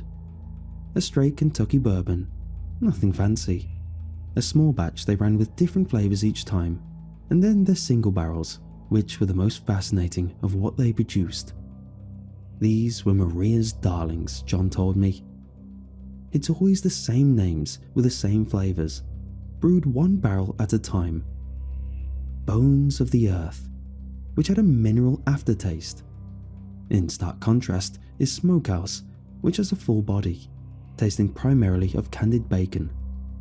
Lifeblood is one I actively dislike, as it is aged in old wine barrels and has a salty undertone that I find harsh and unpleasant, despite the sweetness of the grapes. Its fans are strangely devoted, because the handful of people that enjoy it often buy out the entire stock the day it's released. My favourite is certainly Love's Devotion, which is similar to Bones of the Earth, with a mineral aftertaste reminding me of iron, but it is also full-bodied with an intense and complex flavour that I struggle to describe. John just laughs when I try and says it'll come to me someday. I thought it was interesting that Maria's single-barrel experiments with the same bourbons over and over. She just told me that it was due to the demand of the locals. They didn't sell their single barrels outside of town. Everyone here had a bottle or two in their house, and they gave me a bottle of my own, the Bones of the Earth, on my first day. I was family now, they beamed, and I was enchanted. I set to my work, designing a strategy tailored to the region that would help boost sales of their main line and open doors for their small batch. It worked well, and so they kept me on and asked that I start looking towards expansion. They had to scale up their production, so I had some time. The distillery is in a lovely building designed to match the renovated barn that stores their barrels. It is one mash tank, and they'd like to add another before considering moving into grocery stores. To start with, I needed a compelling sales pitch, one tailored for the people that would sign the contracts instead of the average consumer. I put together numbers and spreadsheets and sales, and then it was time to compress all of this into one glossy package. I decided to focus on the brand loyalty the bourbon carried. To do this, I went to the town bar. I was pretty much a local at this point. I'd been here long enough that people were quick to welcome me in. They were receptive for being interviewed for the portfolio I was assembling, and I ordered everyone a round of Smokehouse. "This is my last bottle," the bartender said sadly as he poured. They've got a couple more barrels, almost aged, but I hope they make more soon. It'll be terrible for us if they run out completely. There is no set production schedule for their single barrel bourbon. It seems to be whenever Maria feels like it. In the past, I tentatively brought up the subject of making more of it so it could be marketed outside of the town, but John and Maria were adamantly against the idea. "Well, it reminds me of the old traditions," one man named Greg said when I asked him to tell me what he loves about the bourbon. He held his glass up to the light contemplatively. "You know, the ones my parents practiced, and that they learned from their parents, and so on." "There was a real hard winter many generations ago," another man, Stephen, said. "The town thought it wasn't going to make it. So John and Maria's great-great-grandparents brewed some special bourbon, and they say it nourished the spirit and the body, and gave people the strength to keep going," Greg said. "We've been drinking this bourbon for generations," Stephen continued. "They've kept the recipe unchanged." "I thought it was one of Maria's experiments," I replied, confused. They shook their heads adamantly. "I was given my first glass when I was 12, Greg said. "It changed me. It changed all of us." I rapidly wrote down what they said. I said this was great stuff. This was an amazing origin story. Family recipe, saving the town. People would eat this up. Then Stephen put a large, worn hand over mine, stopping my pen's movement. "Best not spread that outside town," he said warily. "The town doesn't like outsiders snooping into our history. You weren't born here, so you don't know. But you should really be careful about who you tell all this to." It was a threat. A gentle, concerned one, but a threat nonetheless. His eyes were soft with sorrow as he delivered the words, knowing that I considered him a friend, just as I considered everyone here a friend. I told him that I understood, of course. I would never do anything that would harm this town that has so graciously made me one of them. And he'd murmured that was good and went back to drinking his bourbon. I scrapped that angle. Clearly, customer testimony and brand loyalty wasn't the way to go. I'd go with a cookie-cutter family-owned pitch instead. Be sparse on the details because everyone has heard that story already. Instead, I'd focus on aesthetics, pictures of the barn, of the bottles and the barrels. I got my camera out, for I'd learned to do photography as part of my job here, and went to the barn. The photos came out merely okay, and as I looked at them in disappointment, I had an idea. Sundown, I thought. Catch some photos as the sunset poured in through the windows high at the top of the barn. I didn't know if it would work, but it would be worth a try. As I left, Maria waved at me. "We're going to be making more of our single barrels," she told me. "John's brother got us the ingredients we need. What flavour do you want me to set aside for you?" They always gave me a bottle of the small batch for free. It was a kind gesture, I thought.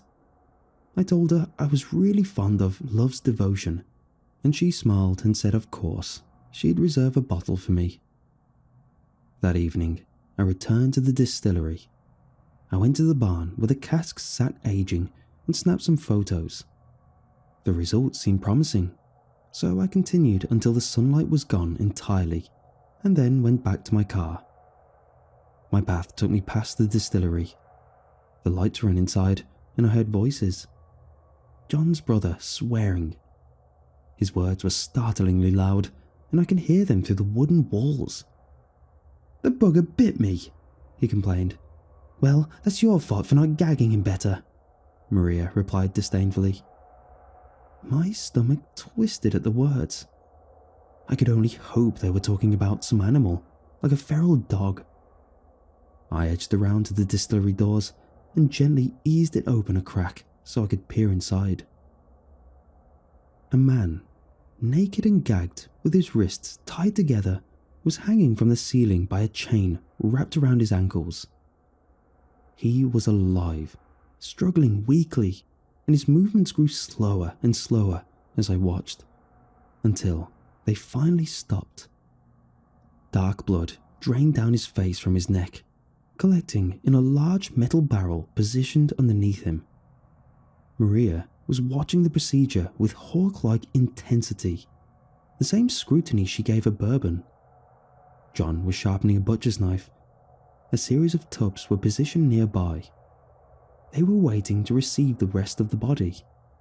I learned this when John cut the dead man's chest open to remove the heart and placed it in one bin, which Maria quickly whisked away.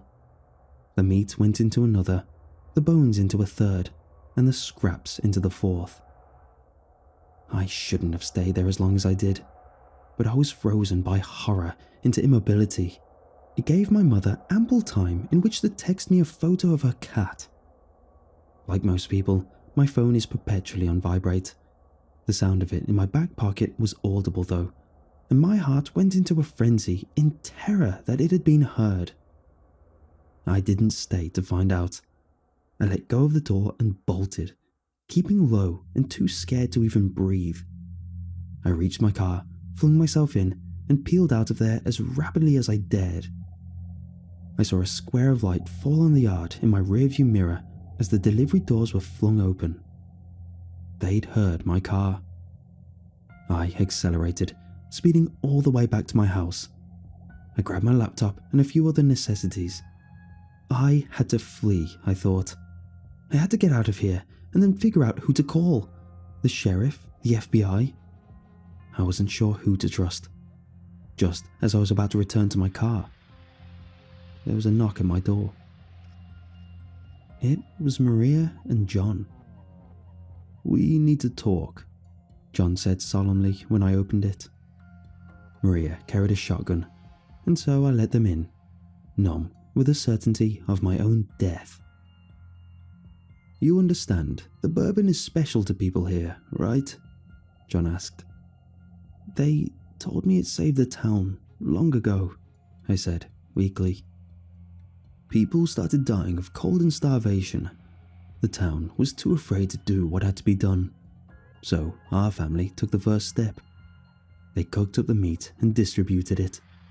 The bones, the heart, the blood, and a bit of flesh they saved were added to their bourbon barrels. It aged and it absorbed the flavors of the dead, made it more palatable, you see. And the next time a bad winter came along, people weren't so afraid to do whatever it took to survive." "Why do you keep making it?" I cried, tears finally overflowing onto my cheeks. "It nourishes the body and the spirit," Maria said gently.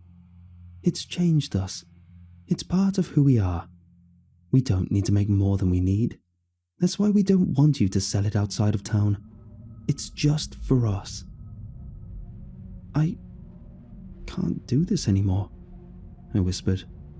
"Not after this." "You've drank the essence of the dead," Maria said tonelessly. "You can't go back." Then they left. They took my phone with them, but left my laptop so I could continue working on my marketing plan. I was family now, John said, and they were going to tell me the secrets of their family business at some point, so it was a little early. It was fine. They trusted that I understood. I spent a sleepless night, throwing up in the bathroom. Finally, around midnight, I could think about the man's belly being slit open without vomiting, and I went to my bed and lay there in the dark, pale and fragile, waiting for morning. After that, I was watched. There was always a pickup parked across the street with someone in the driver's seat. The vehicle changed, but it was always there. I was afraid to leave my house for a few days, but finally I was running out of groceries and I had to. The pickup followed me to the general store, and I feared the worst. But everyone was pleasant to me, as if nothing was wrong. And finally, I went back to work. John and Maria were pleased to see me. John patted me on the back and reminded me that I was family now. They fed me breakfast, and then Maria gave me a bottle of Love's Devotion. My favourite, she said, and her eyes shone with pride as I accepted it. I understand what that flavour is, the one that eludes me. It's meat, organ meat, the flesh of a human heart. It's been sitting on my kitchen table for 2 days now. I thought, I can't drink it. I can't drink bourbon ever again after this. I did try, with a bourbon that wasn't made here, thinking I could numb myself to erase the horrible things I saw. I'd only had a few sips before I threw up, but I don't think it was a psychological revulsion. I think it was physical. I think I'm changing. I think back and I'm realizing that I've only seen the locals drink the single barrel, nothing else. They said that the bourbon nourishes the body and spirit. I think they need it to survive. I need it now too. After I finish this, I'm going to open that bottle. It's the only bourbon I'll ever drink again. I feel I've unwittingly damned myself, and now I'm sinking deeper into the abyss. But what choice do I have? I'm fading away. My throat is parched and my tongue is dry, and mere water will not help me. I've drank the essence of the dead, and, as John and Maria have said so many times, I'm one of them now.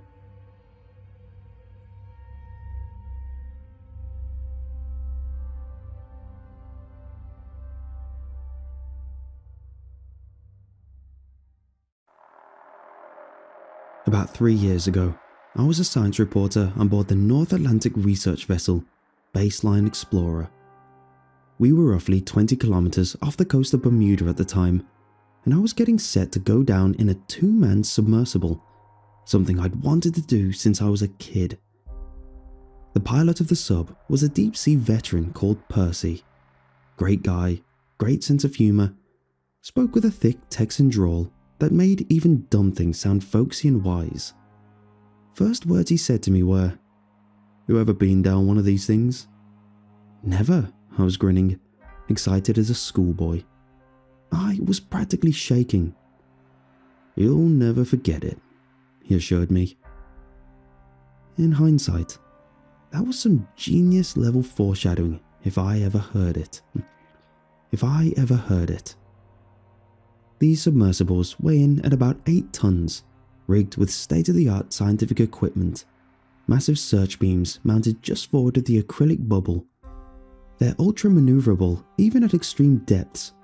You can spin them 360 degrees on a dime, and they have this massive hydraulic arm that the pilot controls with a joystick.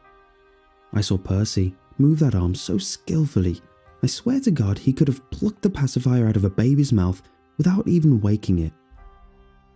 When he wasn't piloting the sub, Percy liked to play computer games back in the ship's rec room. I've played untold levels of Call of Duty with him, and take it from an old school gamer like me. This guy is crazy good. And what's even crazier, he's 58 years old with 6 grandchildren. Percy was a great guy. But after that voyage, my first, his 103rd, he was never that same guy again. None of us were ever the same again. The submersibles are miracles of engineering. They can withstand up to 25 EAs, Earth atmospheres, which basically means 25 times the pressure at surface level. That's the equivalent of an ant moving around with 12 jumbo jets parked right on top of it. I'll never forget the sensation the first time I slipped down through the bubble's hatch. I was scared. I knew what to expect, but I didn't expect the bubble to be so small. It felt claustrophobic, like climbing down into a tumble dryer, but it actually wasn't so bad once I was seated. We had a panoramic view of the world through the wraparound glass, better than IMAX. But as the ship's crane lowered us into the water, I couldn't help wondering whether this was the last time I'd ever see the sunlight. I was nervous about the journey ahead. My publishers wanted a video essay of a deep-sea dive in one of the subs, which made sense seeing as my job was to report on all the functions of a scientific research vessel. But we were going down close to the sub's limit, almost 1,000 meters, and suddenly, the whole thing was very daunting. But Percy quickly put me at my ease. He'd been down over 100 times, and, in his opinion, it was safer than driving to the neighborhood liquor store. As the sub descended into the depths, it felt like we were motionless for long periods of time, like we were just hanging there in an eternity of blue-tinted space. But Percy assured me we were still descending, still going down, the water becoming bluer, darker the deeper we went. There was a second submersible trailing us like a ghost. The pilot was an Israeli guy called Avi. He was a stoic son of a gun. I'd been on board the Baseline Explorer 3 weeks, and I'd never seen him crack so much as a smile. He was nicknamed the Machine. The name fit him like a glove. He flashed his searchlights at us at the beginning of the trip when we were hovering close to the surface, and sometimes Percy would talk to him over the radio as we made our way down. But it was all professional chit-chat. The Machine wasn't the kind of person who inspired small talk. As the co-pilot of the sub, it was pretty much my job to keep the glass clear of condensation. So, every few minutes, I'd give the inside of the acrylic bubble a wipe over. The rest of the time, I was filming and commentating on whatever I was seeing around me.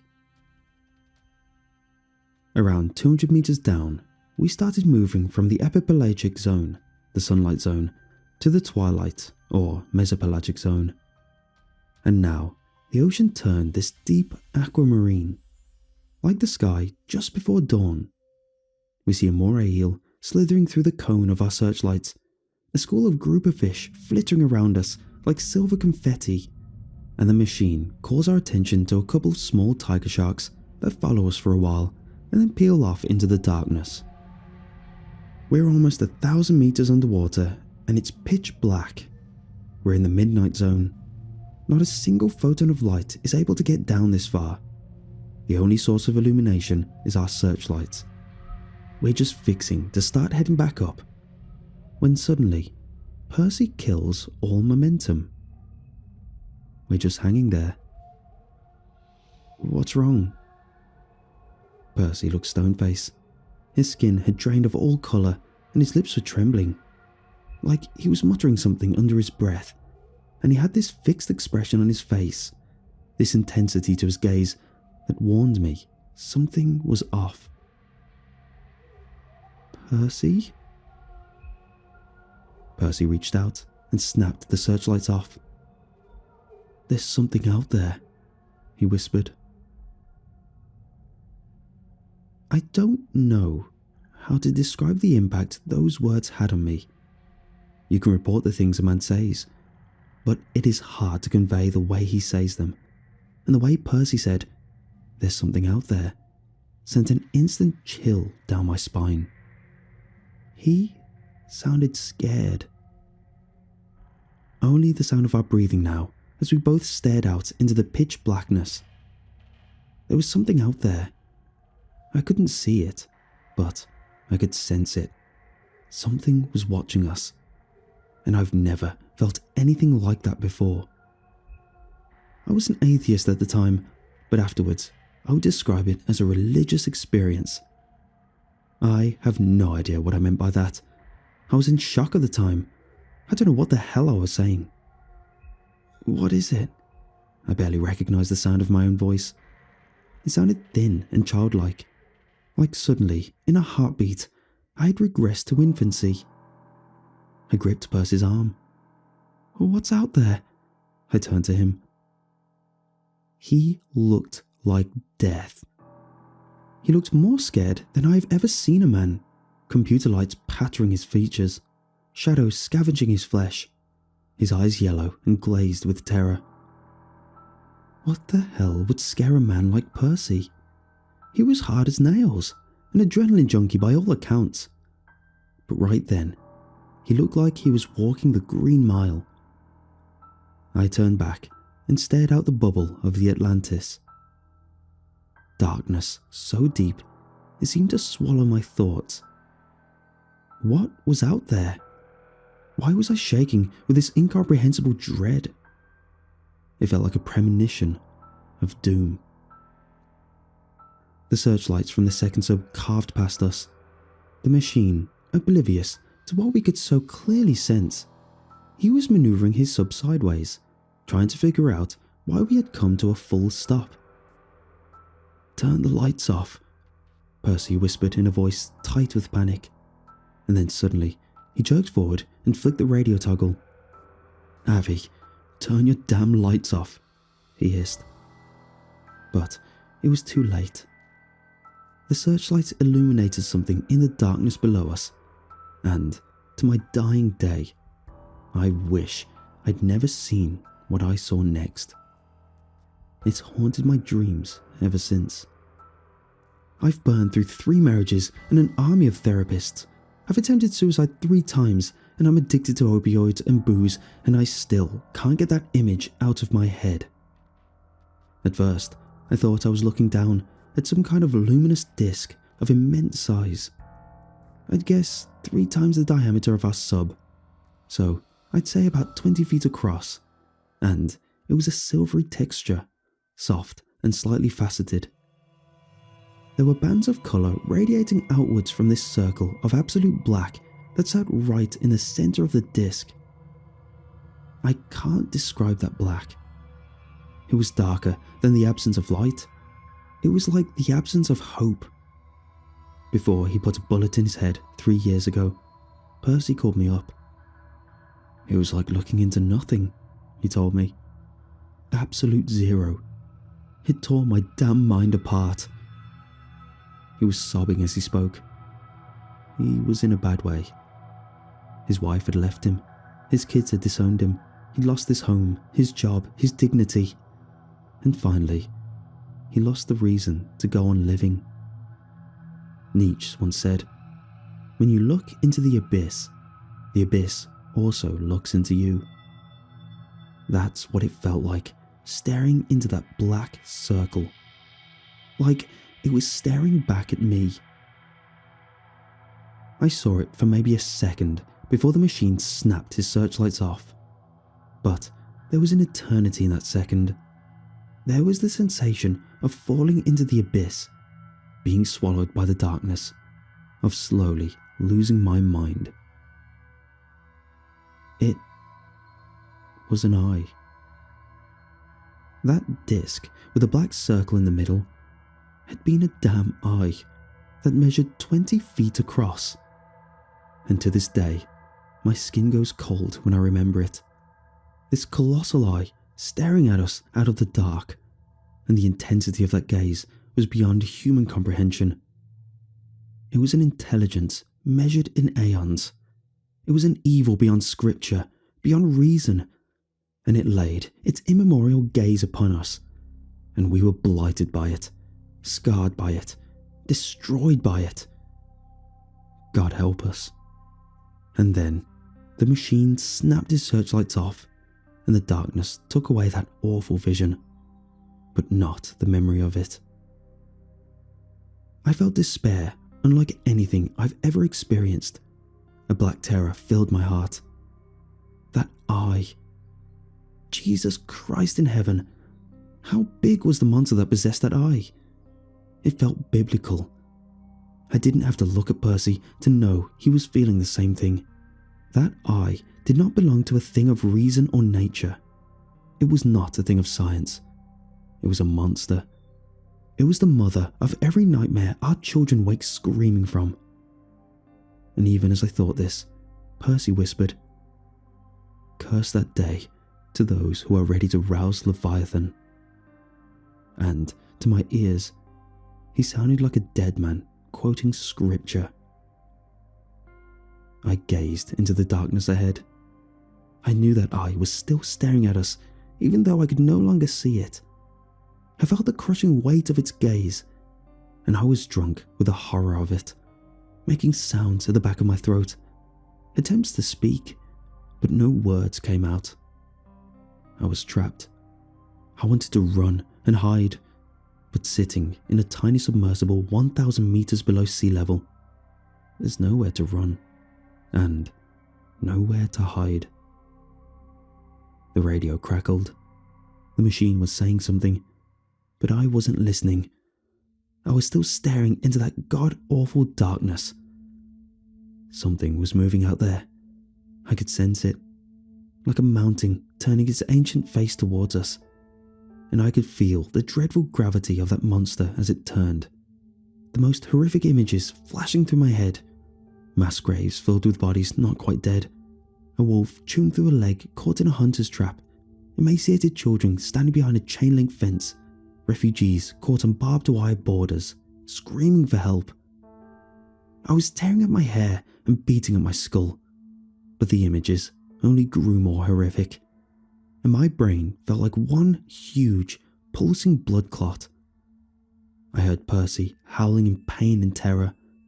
I heard my own screams from a million miles away. And then, abruptly, the images were gone.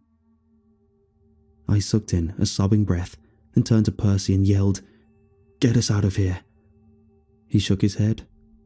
"Look," he said. Something had appeared in the darkness ahead. There was some kind of fissure opening up in the inky void, a fiery glow spilling out of it that illuminated the surrounding ocean. And as I watched, the fissure grew wider and wider until it gaped almost 100 feet wide, maybe more, and that fiery, larval glow filled my entire forward vision. It was the colour of napalm and post-nuclear sunsets, and staring into that yawning chasm, I swear to God, I saw hell incarnate, filled with multitudes of tortured souls.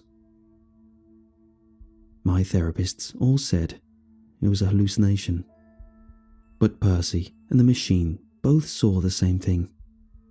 The fissure opening into a cavern of impossible dimensions, so vast it contained entire mountain ranges and fiery lakes and rivers of boiling blood and molten rain burning as it fell from thick sulphur yellow clouds, and I saw naked multitudes, thousands upon thousands of screaming souls, being snatched up by enormous winged beasts and cast into these lakes of fire.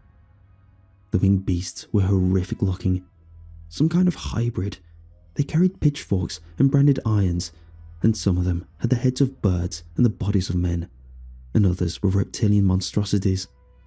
But all of them, I sensed, were filled with a black hatred for humanity. Percy was screaming the Lord's Prayer, and I remember my mouth stretched wide, gaping in horror and tears streaming down my face. And then that awful fissure slowly closed. And I think it was that moment I realized I'd been staring into the mouth of that creature.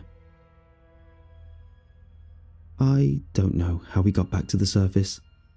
I remember they had to handcuff me to a cot in the infirmary once we were back on board the ship. I was screaming. I couldn't stop. They made me wear diapers. I couldn't even control my bowels. I was in the infirmary 3 days, screaming and messing myself into a stupor. The machine hung himself a week after returning home. His wife found him. He left a note, a single word in Hebrew. Leviathan. I'm trying to put it behind me. It's been 6 years and I'm the only one left. The days are getting better, but I dread the coming of night, sinking down into sleep the way we sank down into that abyss, terrified of what awaits me in my dreams. I've never been back to the ocean. God bless us all.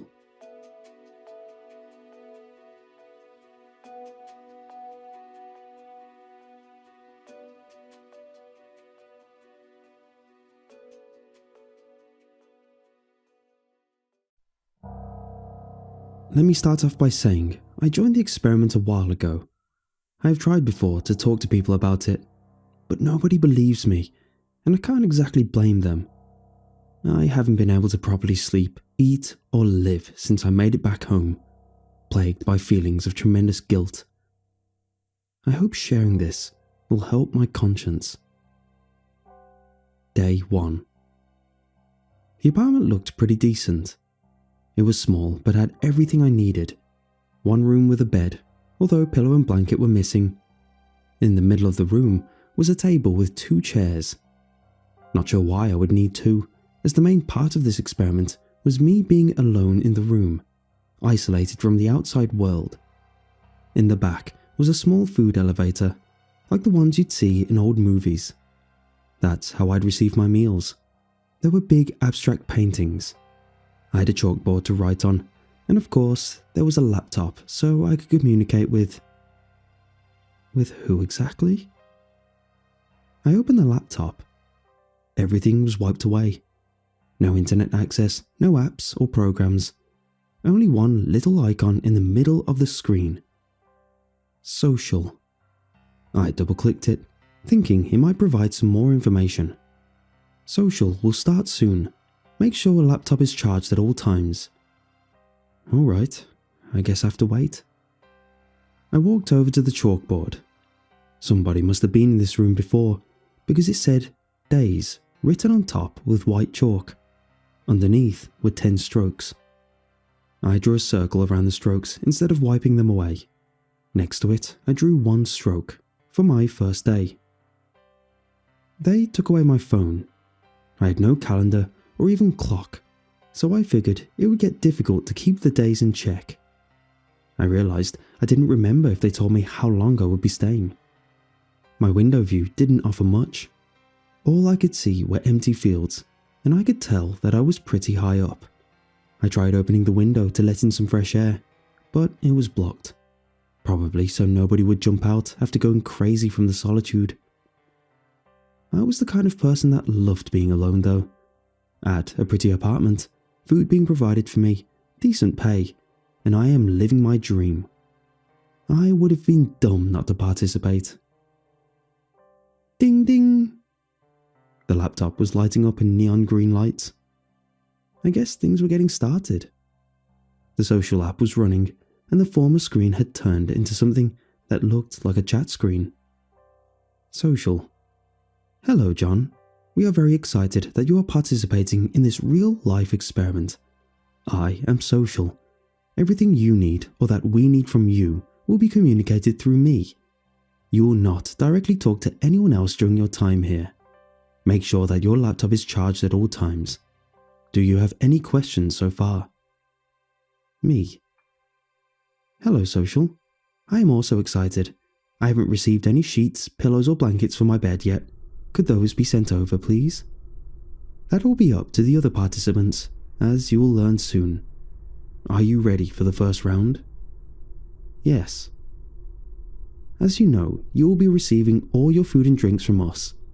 What exactly that will be, however, will be chosen by another participant. For the first round, you can choose a meal combination for participant Julia. I was actually pretty excited about this. I was awful at making the right decisions, probably one of the reasons I changed my major 3 times. It might be interesting to put my fate into someone else's hands. I scrolled down the list of food and drink items, wondering what Julia might enjoy. There were a number of breakfast items like pancakes, eggs, bacon, but also a lot of random, disgusting sounding stuff. Raw liver, bull testicles, sausage water. Pretty nasty. You'd really have to hate the other participant to send any of that. Except if you were into power moves. Eventually, I picked toast with jam, scrambled eggs and cheese, with a cup of coffee and a glass of orange juice. Happy with my choice, I sent it in. A minute later, the laptop started ringing again. Julia has chosen your breakfast. Walk to the food elevator now to pick it up. I wasn't too hungry just yet, but I was hoping for something nice to drink. I opened the small gap of the elevator and got the tray out. A piece of bread with something green on it. I picked it up, just to realise that the stuff on top was mould. I gagged and let it fall back on the plate. I guess Julia was one of those people that liked power plays. I grabbed the glass next to it. At least she had sent me some water. My throat felt extremely dry, so I started chugging right away. I really should have smelled it first. What I was drinking wasn't water. It was vinegar. As the acidity taste filled up my mouth, I couldn't keep it in anymore. I ran to the bathroom and started puking into the toilet. The bitter taste of vile made me feel even worse, but I had no toothbrush or toothpaste either. I wanted to rinse out my mouth, but there was no water. I couldn't even flush the damn toilet. This experiment was starting off pretty badly. I was just about to ask Social about this when I heard another ringing noise. You just lost 50 social points. What the hell? What are social points? During your participation, you collect points. More points equal more power and more access. During this experiment, you will have to make many decisions, one of them on who you want to be. Do you want to be nice or gain power? I'm not sure I understand, but I'm really not feeling great. Is there any way I can get some water? That's not up to me, John. You have another decision to make. This time, you will be sending an item to manual. Please select one item out of this list. Toothpaste, a shot collar, a knife. The list seemed even more random, but this time I really had to think this through. If I sent toothpaste, I would probably get more negative points, although at that point I wasn't sure what exactly that meant. The knife sounded like a terrible idea. I figured if I picked the shot collar, he could just decide not to wear it. Congratulations, you just received 30 social points. Walk over to the elevator now to see what manual sent you. It was a blanket. I felt like a real dick, but I kept telling myself that this was part of the experiment. Maybe those people didn't even exist. My laptop let out another sound. There was a new icon on the screen. A green circle with a smiley face on it. I pressed it, but nothing happened. Manual has received the attached shock collar around their neck. Press green circle to send over shocks. Damn, had I just shocked him without even knowing? No, that couldn't be true. They can't purposefully hurt participants. I grabbed my blanket and took a nap. The experiment had only just begun, and I was already exhausted. The bitter taste of vinegar and puke in my mouth wasn't helping either. When I woke up again, it was already getting dark outside. Had I missed lunch? I walked over to the laptop, but there were no missed messages.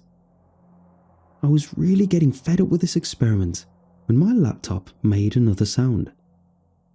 Dinner time. Pick one meal for Jackie. I scrolled through the list again, but I had no idea what to do. Should I go with something decent and risk losing points?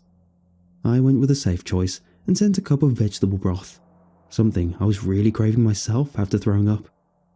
It wasn't a real meal, but it wouldn't make them sick either. After my choice was sent over, I went to the elevator to see what Jackie had sent me. It was a BLT and a bottle of Coke. Thank you, Jackie, I shouted out loud. I felt a little bad for only sending her broth, but at the same time, I was so happy to have something decent to eat and drink that would also kill the terrible taste in my mouth. Day 2. The sound of an alarm blasting through the apartment pulled me out of sleep. I had no idea where it came from, but it wasn't the laptop. The sound was followed by a robotic voice. Score too low. Wake up immediately. It was still dark outside. It felt like it was the middle of the night. I got up from my bed, which felt like pure concrete. My head was aching from not having a pillow, but I was grateful that I had at least received a blanket. It was freezing cold. I realized that I didn't even have any spare clothes. Hadn't I brought any? As I walked over to the laptop, the loud alarm finally stopped. "Good morning, John. Your social score has gotten dangerously low. Increase score now by pressing shock button. No, as a negative player, you will lose all perks, including nutrition. Remember, the more social points equal more power." "I don't care. I don't want more power." The music started blasting again. I felt like my eardrums would explode. Shielding them with my hands wasn't helping. As if this wasn't bad enough, a foul smell filled up the room. I thought I would throw up again. "Screw this, it's not real," I said out loud and pressed the shock icon. I took a deep breath and pressed it 2 more times. Finally, the siren stopped. "Congratulations, John. You are now the highest ranking participant." "Yeah, because you bloody forced me to." "It is now time to pick a meal for Jackie." I felt bad for only sending her broth last night, so I chose pancakes and orange juice. After a few minutes, I went to pick up my meal from the elevator. This time, I almost threw up just by looking at it. On that plate, I found the head of a chicken, raw and bloody. Next to it was a glass with what I can only imagine was blood as well. I guess I deserve that. I was really fed up with this whole operation. I was hungry, tired and sad. No money was worth this torture. "I want to get out of this experiment now. I'm done." "You can't leave. You will stay until the experiment is finished." "What the hell? You can't force me to stay. I never consented to any of this." "Yes, you did. And you will stay until the experiment is finished." I started thinking about that. Did they give me a contract? As much as I tried to remember, I couldn't. I couldn't even remember what day it was today. "Do you remember how you came here, John?" I didn't. "Do you remember what you did before you came here?" I was so certain that I had joined an experiment. They offered me payment, but as much as I tried, I couldn't recall how or when that happened. I remembered things as to who my family and friends are. I remembered what my home looks like, but not what I'd been doing lately. I'd started studying psychology after giving up on coding. But when was that? My mind was blank. "What the hell did you do to me?" "We do not make any decisions for you. Play the game right and you will be leaving the experiment happy and healthy." "Who are you? What is this?" "I am social." "Time for another decision. You can send something to a participant of your choice. Pick one out of the following items: a gun, a bottle of water, a death threat." I decided to send a bottle of water to Manuel. It might cost me some points, but if I had really shocked him, he deserved this. After what must have been an hour, the laptop started ringing again. "You just received a video. Press play now." It was a video of a shirtless man, maybe in his mid-30s. He stared right into the camera, and I could see the shock collar around his neck. Without a word, he picked up a knife and cut into his palm. With his other hand, he dipped his index finger into the blood and started writing something on his chest. "Mary." No way, I thought. This must be a coincidence. I think he tried writing something else underneath. It would have been really hard to recognize what it was with the smudged blood, but I knew exactly what it said. It was an address. One that I recognized very well. It was the address of Mary, my mother. Day 3. I hardly slept through the night. I wasn't too afraid what Manuel might do just yet, considering he was locked in here as well. What scared me, however, was that whoever these people were, they knew where my mother lives, and I had no way to warn her. I needed to talk to Social, figure out if they were a real person. Maybe I could somehow level with them. I couldn't contact Social if they didn't initiate the conversation, and I didn't know how long it would be until it messaged me about breakfast. so I impulsively walked over to the laptop and removed the charger. "Laptop needs to be charged at all times." The robotic voice filled up the room again. I ignored it. I ignored the sirens and the smell and stared at the laptop. In hindsight, I was a pretty big idiot. Instead of going through this in a clever way, I just tried to force a reaction out of it. The smell got stronger, and I started feeling weaker. I could hardly think anymore or move. Everything turned dark. I woke up on the bed. My head was hurting like crazy. It took me a little while to get back to my senses, but then I noticed that the laptop was attached to the charger again. Somebody had been in here. Suddenly, an excruciating pain went through my entire body. It felt like somebody was choking me. Panting and shaking, I slowly reached over to my neck, where my fingers touched the metal. Not only had someone been in here, they had given me a shock collar. I walked over to the laptop. Social had been messaging me. "I received information that your laptop isn't attached to the charger. Somebody's on their way to fix the issue. Breakfast time. Please choose one out of the items on the list for participant Josh." Josh? Is there a new person? "Josh has selected your items. Go to the elevator now to pick up your meal. Please choose one of the items to send to participant Julia. A book, a gun, 5 minutes of fresh air. The item that Julia selected for you will arrive soon and be attached by one of our workers." That cow. I didn't even get the chance to send anything because I'd been passed out. Another shock went through my body, even more painful this time. I picked myself up from the ground and got back to my laptop. I hadn't noticed before, but the shock icon was gone. At least the chat was still open. This was my chance to contact Social. "Social, are you there?" "Hello, John. You've been very quiet today. Remember, less activity equals less social points." "Were you inside my room?" "I never visit the participants." I thought about what to say.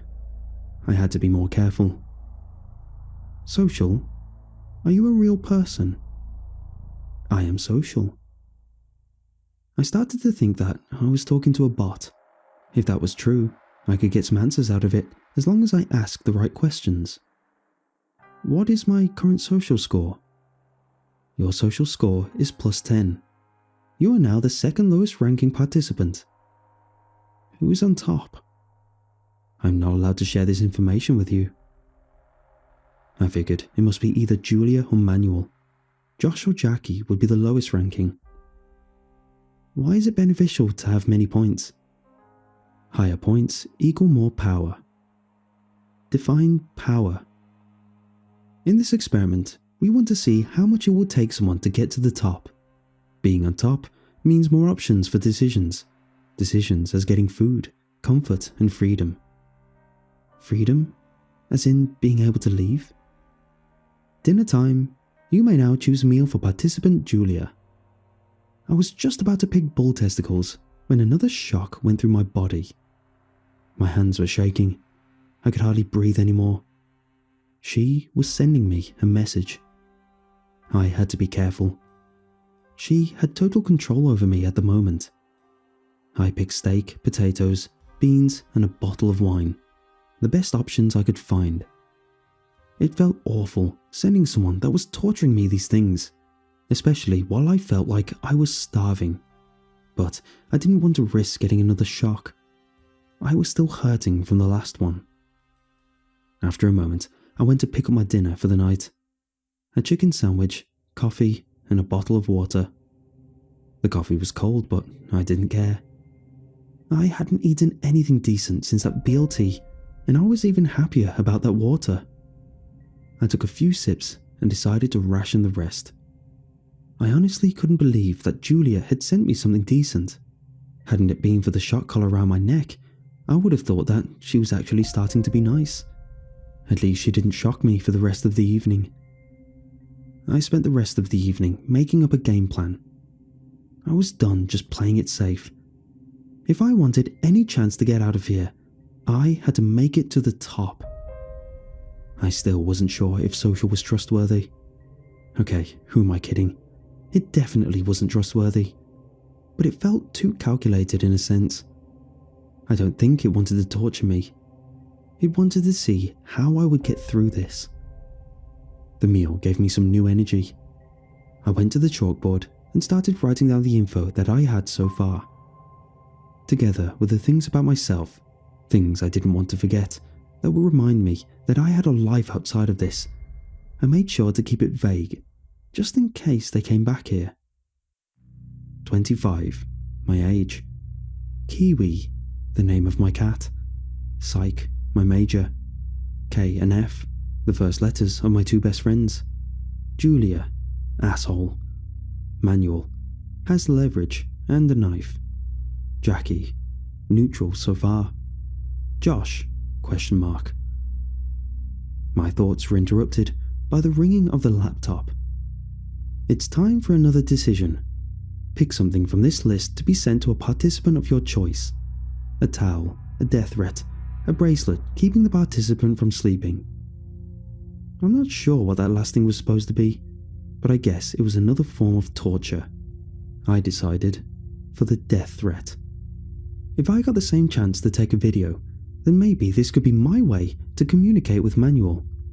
Either way, if he sees that I'm wearing the shot collar now, he might go milder on me. I want to send a death threat to Manuel. Great choice. Would you like to receive leverage information? Yes.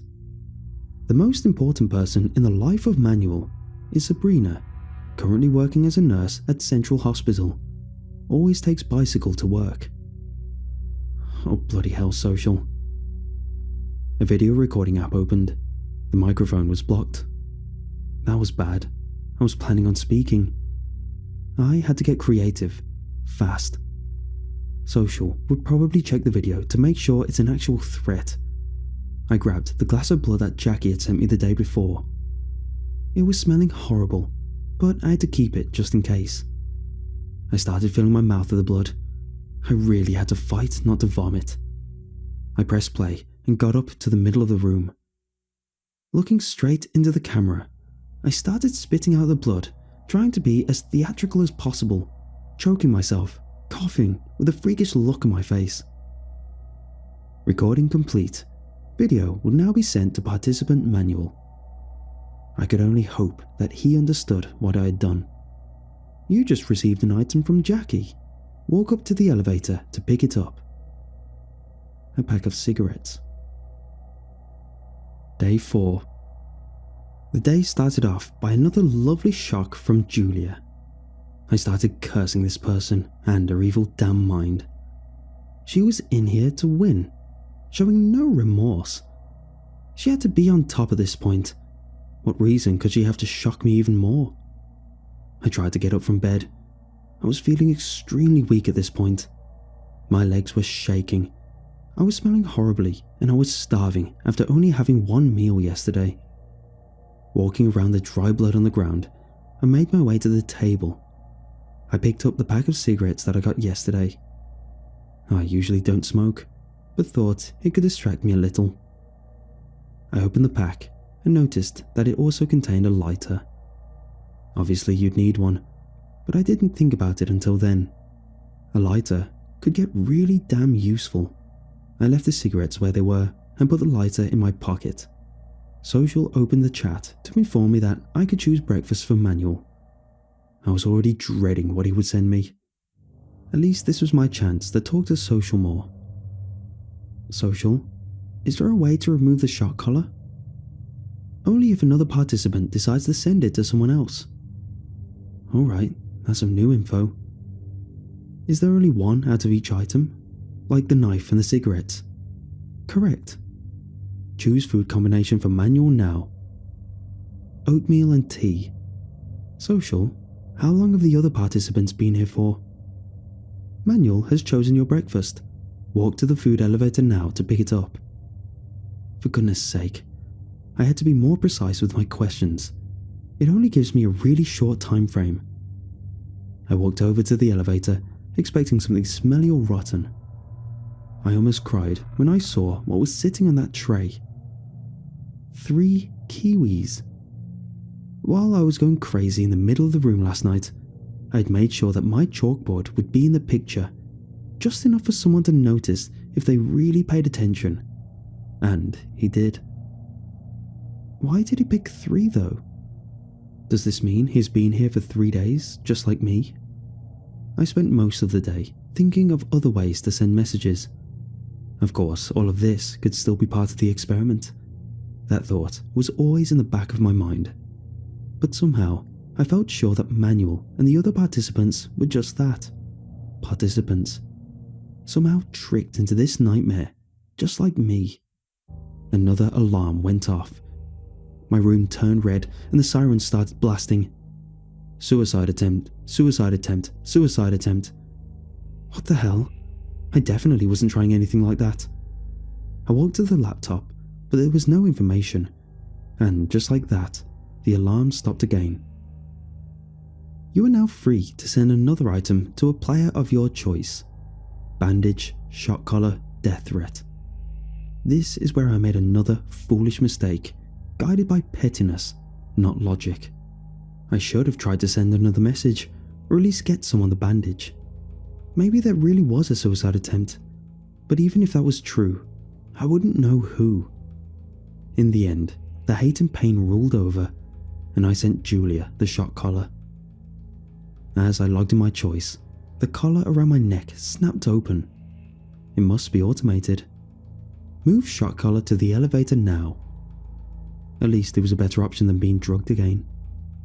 I don't think everyone gets the same options, because I was sent a book from Jackie. I was so happy that I would finally have some form of entertainment, but that was before I realised that the entire text was nonsense. I spent a long time going through every single page to see if, maybe, there was some secret message in there, but I couldn't find anything. Eventually, I gave up. Congratulations, John. You have received 200 social points. Tonight, you may pick your own dinner. Under normal circumstances, I would have been ecstatic about this. Finally, I could get decent food, some vitamins, some protein, and more water. Under normal circumstances, I would have been proud. But how could I be proud if I got all these points through letting out my anger and frustration like this? A shiver went down my spine when I thought how painful 4 shocks in a row must have felt for Julia. That night, I couldn't fall asleep as much as I tried. I kept thinking about everything that had happened. I jumped up from bed as the thought struck me. Please, please let this be true, I mumbled to myself. Jackie had sent me 2 items today. That couldn't be a coincidence. I opened the first page of the book and held a lighter underneath. God, I remember doing this when I was younger. She must have somehow gotten lemon juice. Help, I can't take it anymore. I opened another page. This was extremely weird. The message said, I'm John. Are you real? I know that many of the choices that either I or the others made during this experiment seem questionable, malicious, and occasionally pathetic. This is no excuse. I'm just asking you to keep in mind that we had spent days in solitude, hardly sleeping or eating, physically and mentally at the limit. At a certain point, all you care about is survival, no matter the cost. Day 5. Breakfast time. Please choose something out of the list for participant Josh. Breakfast. Apparently the new day had already begun. It was still dark outside. I hadn't been able to sleep at all. I kept thinking about everything. Why was there a message with my name in the book? Had I been here before, or was it a way to mess with me? After everything that had happened last night, I decided both Manuel and Jackie were trustworthy. I didn't trust Julia. She was my strongest competitor, and she was ruthless. I wanted all of us to get out of here safe and sound, but if I wanted to have any chance of getting control, I needed to play smart and gain points. But first, I had to pick breakfast for Josh. This was good. I haven't had any interaction with him so far. I needed to figure out if he was an ally or a competitor. Social, before I pick a meal for Josh, could you inform me about my ranking? You are currently the highest ranking participant, John. Can you tell me how many other participants there are? You have had interaction with every object that is participating in this round. This round? Pick meal for Josh now. I went with a safe choice and sent him oatmeal and water. Nutritious, but not luxurious.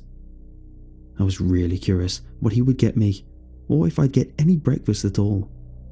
Yesterday, I wasn't able to send him anything because I was passed out. A chicken sandwich, coffee, and a bottle of water. That's strange. This is exactly what I got yesterday, except this time, the coffee was hot. So Julia probably skipped giving me dinner yesterday, and the things I'd found were from lunch that Josh sent me.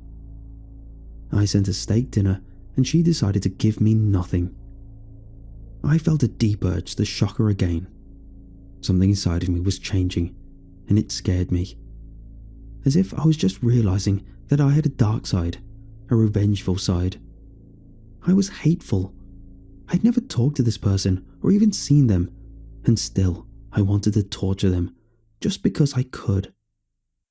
I stopped myself before actually pressing the button. These people were playing with my mind, and I let them. This was probably what they wanted. For me to stop caring, abuse my power. I was at the top. That should be enough for now. It is time for another decision. You can choose to send one out of the following items to a participant of your choice. Headphones, bandages, razor blades.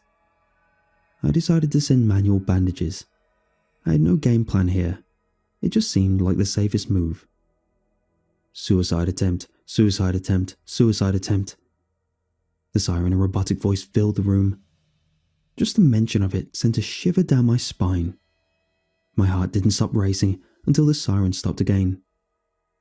You received a video from participant Julia. It was a young woman. Her clothes were dirty and bloody. Manuel had made a rough impression as well, but Julia looked like she had been here for a long time. She looked tired, but her eyes were filled with rage. This didn't look like the decoy rage that I acted out in my video.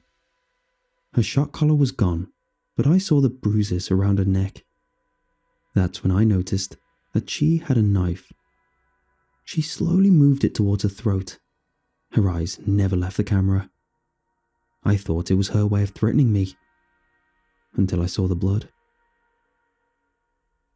She was actually cutting herself. That's where the video paused. I hadn't noticed before, but I saw it in that moment. She was sitting in front of a chalkboard, and there was something written on it. Die, John. I felt frozen to the screen. Even after the video had disappeared, tears came to my face. This was all so much. Not knowing whether this was all just a trick, a mind game, or whether this girl had been pushed over the edge, was ripping me apart. Had I given her the push? Was she really in danger? Was it too late? After a few hours of internalized terror, I calmed myself again. This could all just be a trick. If it was, then it was working. I spent the entire day just jumping around my room. No decent thoughts coming out. Eventually, the ringing of the laptop got me back to reality. Hello, John. I want to personally congratulate you on how well you are doing in this experiment. I'm impressed by your score and the choices you are making. You are constantly improving, and if you keep going strong, you will successfully complete the experiment soon. We are proud of you here at the social team. As a special treat, you will be having dinner together with the second highest ranking participant today. Enjoy. X. Who is this? Social? Hi, John. This was a personal message sent to you by our head of research. Can I message them as well? I am afraid not. Today, participant Josh will be joining you for dinner. The meal will be picked by Social. Join me? As in face to face? Yes. I thought I'm not allowed to know how the other participants rank. I'm not allowed to share that information with you. Alright, Social. Try to keep up the illusion that this is a legit experiment with all your damn loopholes. I almost typed this out, but decided to delete it. It might just cost me points again. I really didn't trust any of this, but if it meant that I was actually meeting a real human being, I was all for it. I wished it was Julia, so I could set things straight, but maybe it would be good to meet Josh, figure out who this mysterious new person was. Pick up dinner from elevator now. Where is Josh? The other participant will be joining soon. I picked up my meal. Steak, jacket potato, greens and champagne. This looked pretty great, although I only had one out of each. As I walked back to my laptop, I realised what Social had meant by face-to-face. It was a video chat. On his side, it was still buffering.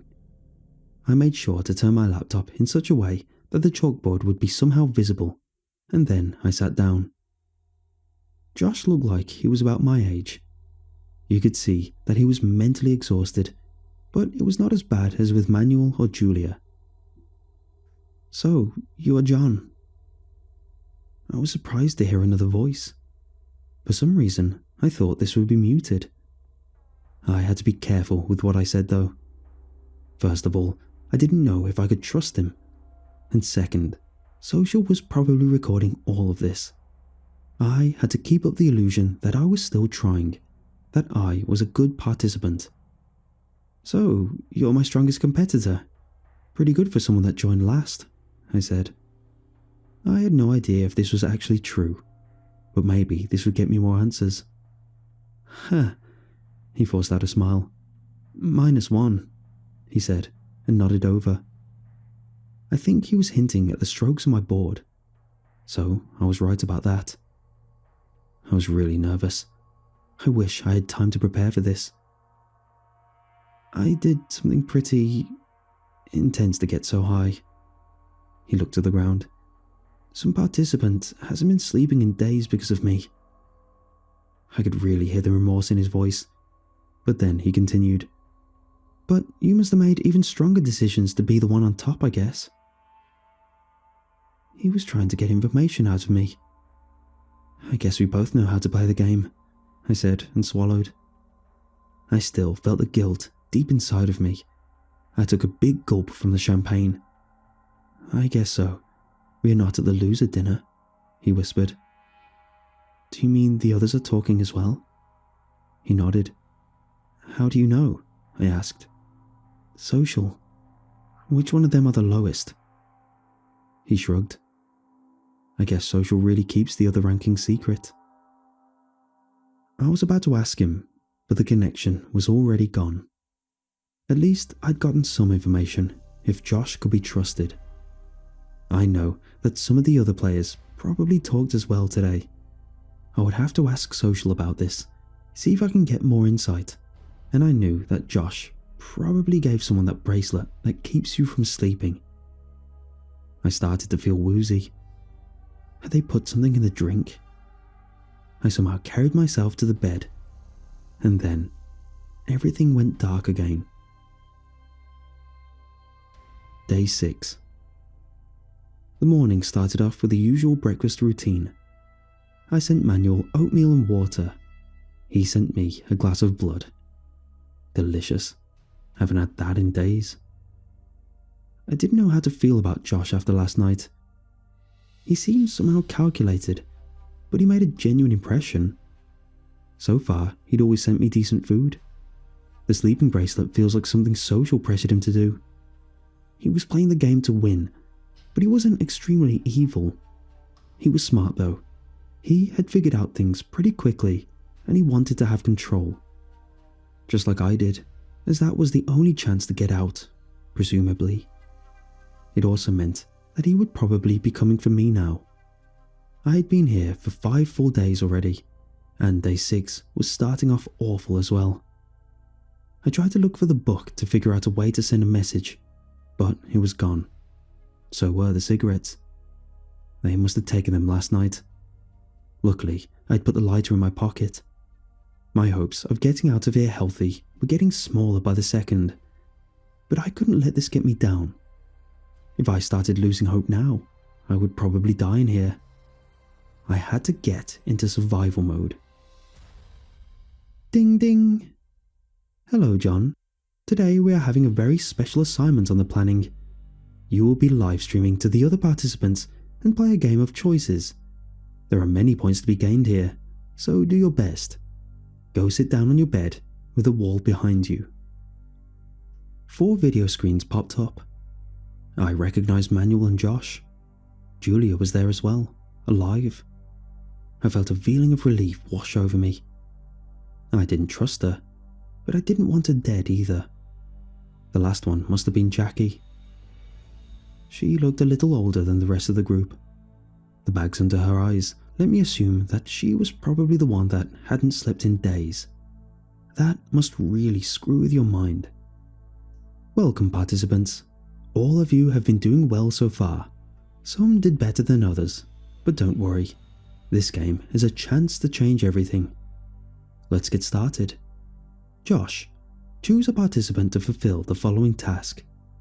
Eat a raw deer heart. He didn't even seem to think about it.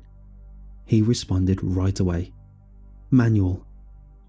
Manuel, walk over to the elevator and pick up the heart now. If you choose not to, you will not receive any food or beverages for the rest of the experiment. I could see him struggle. His eyes were filled with hatred.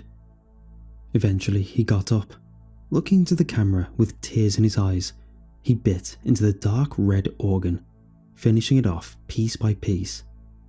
Josh didn't even flinch, and Julia looked more confused than revolted. Next round. John and Josh. You can both decide to either remove a tooth or a fingernail. Choice must be unanimous. What do you choose? Tooth. Josh replied tooth as well. I sighed in relief. If he picked nails, we probably would have had to remove both. Josh wrapped his shirt around one of his teeth, closed his eyes, and abruptly pulled it out. Blood filled his mouth. He held the tooth into the camera. I followed. Normally, your mind tries to protect you. Hurting yourself like this takes a lot of willpower. For me, it wasn't willpower though. It was fear. Fear of whatever the alternative to this might be. It was painful as hell, but still felt harmless compared to what came next. We all went through the game, no questions asked. Nobody dared to disobey. Julia can have a broken nose or all her hair burnt off their scalp. Manuel, decide which option. Manuel was just shaking his head. His face was still red from the blood, and his eyes were full of tears. He seemed genuinely scared. Julia showed almost no reaction. Something had really broken her spirit. Manuel, send choice now or lose all your privileges. Finally, he typed, nose.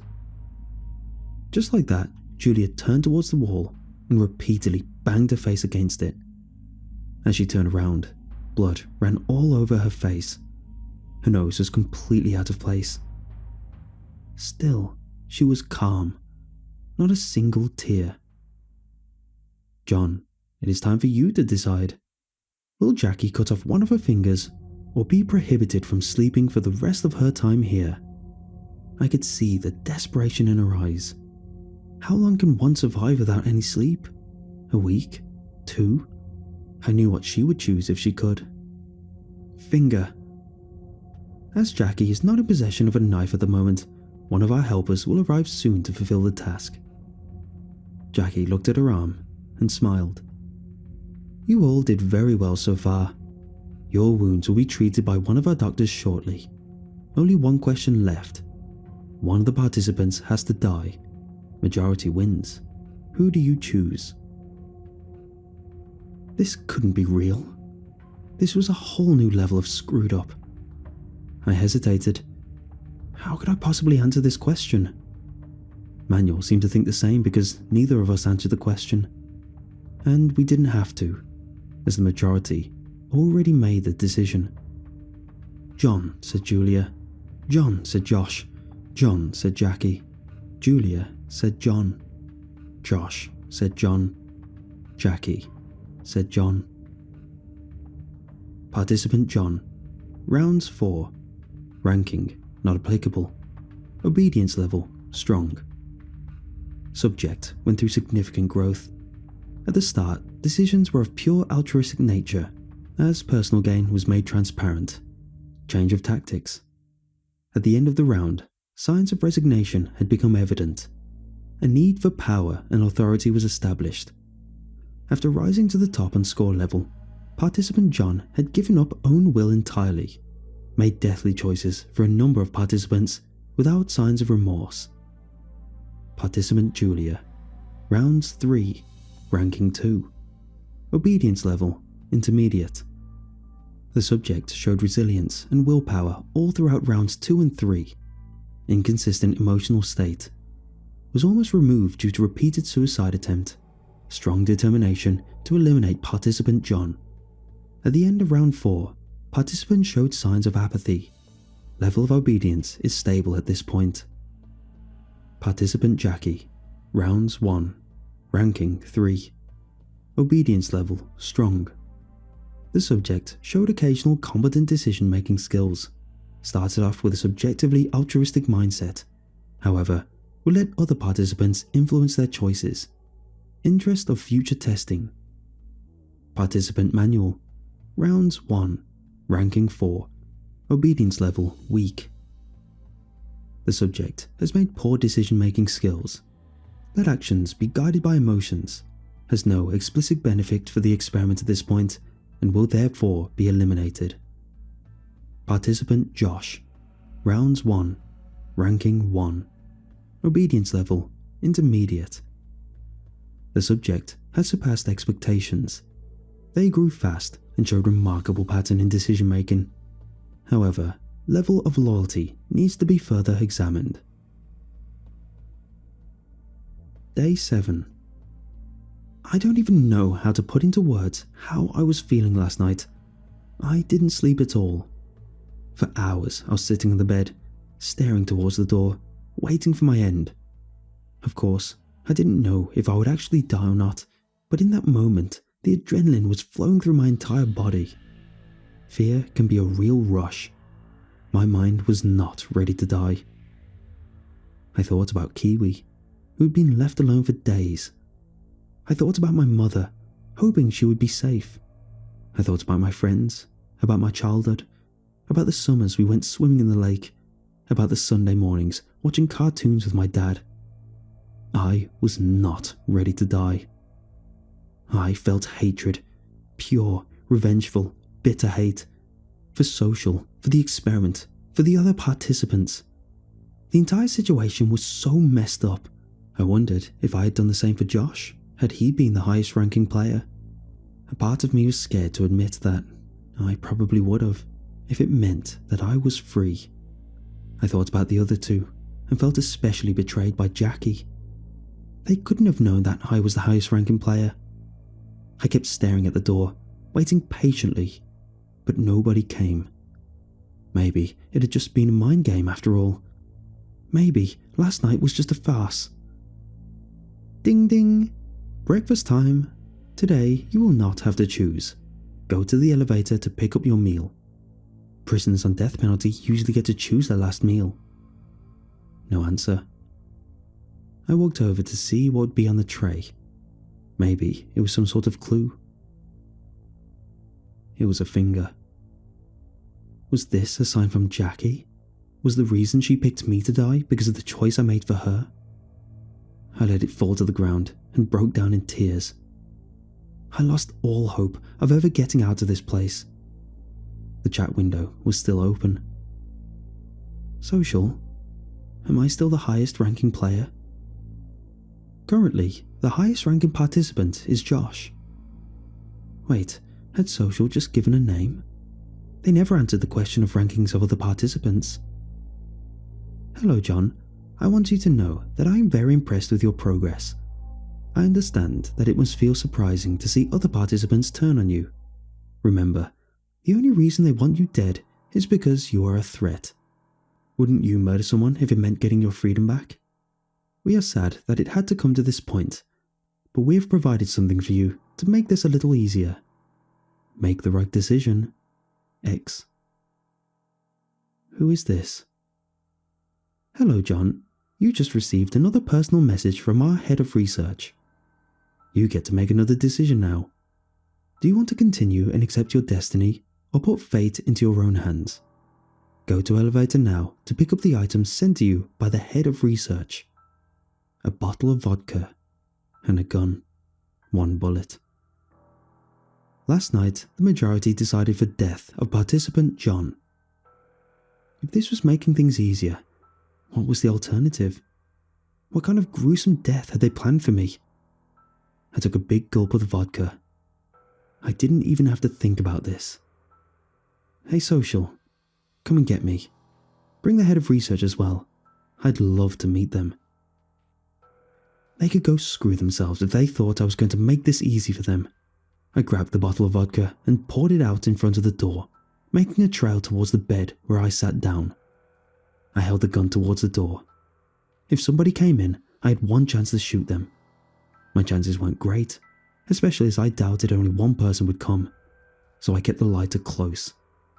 If I had to go, I wouldn't do this on my own. I would take them with me. I waited for what must have felt like hours, but nothing happened. Every time I thought I'd figured them out, every time I thought things were ending, they just pulled another trick. They must have cameras everywhere. How could I have believed that this was it? The laptop started ringing again, the sound of pure misery.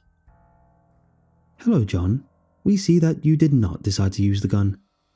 You just gained 100 social points. We do not appreciate suicide attempts. What is this? Why are you doing this to me? Please just give me answers. If I have to die, at least let me know what the purpose of all this is.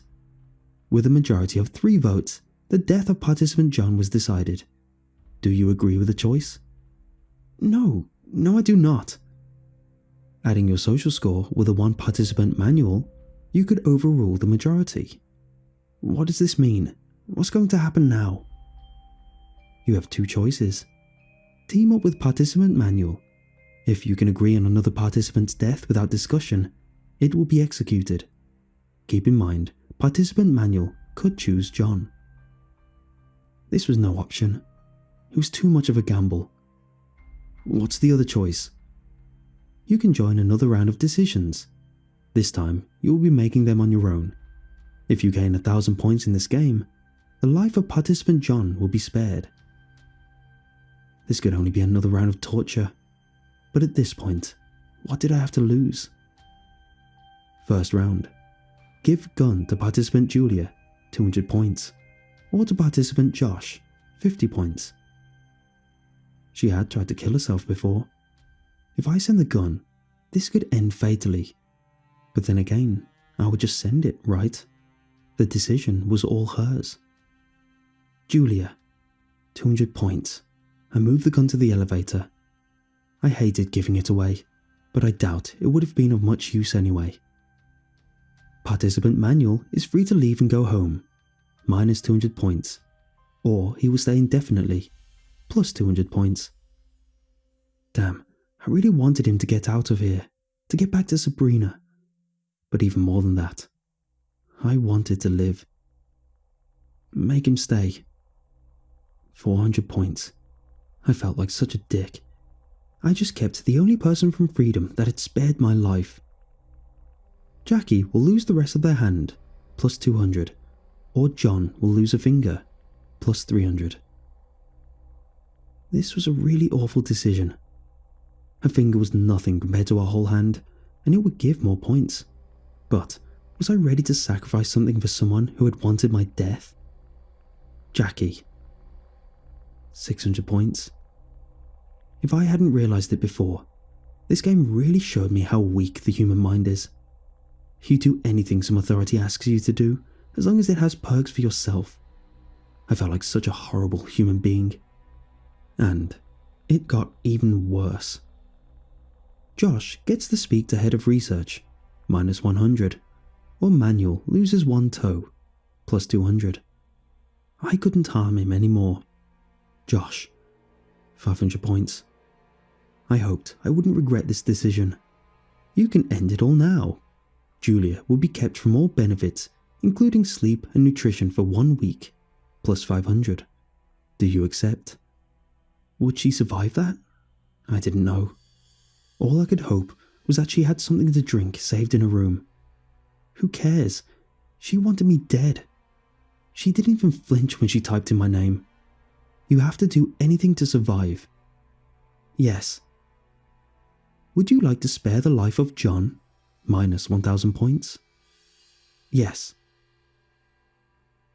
Right after I typed it in, I ran to the bathroom to throw up. This had been the hardest moment of the experiment so far.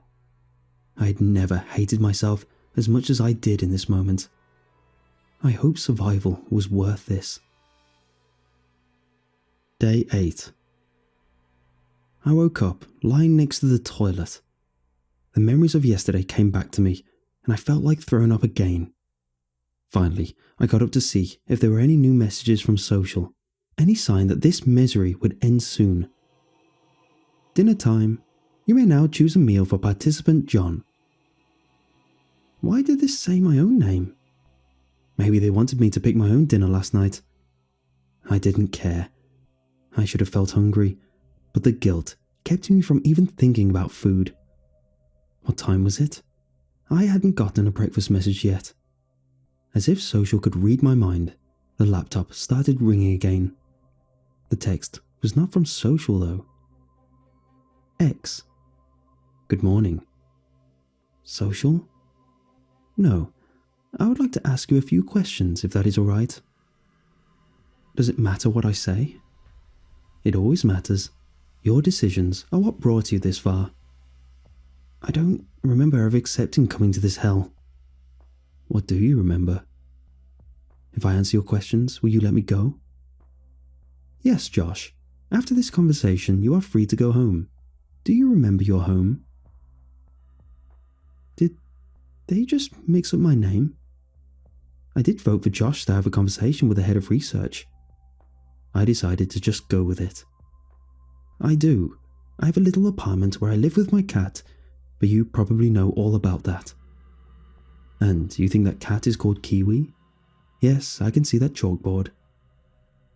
How do they know that is the name of my cat? Yes, Kiwi. What does Kiwi look like?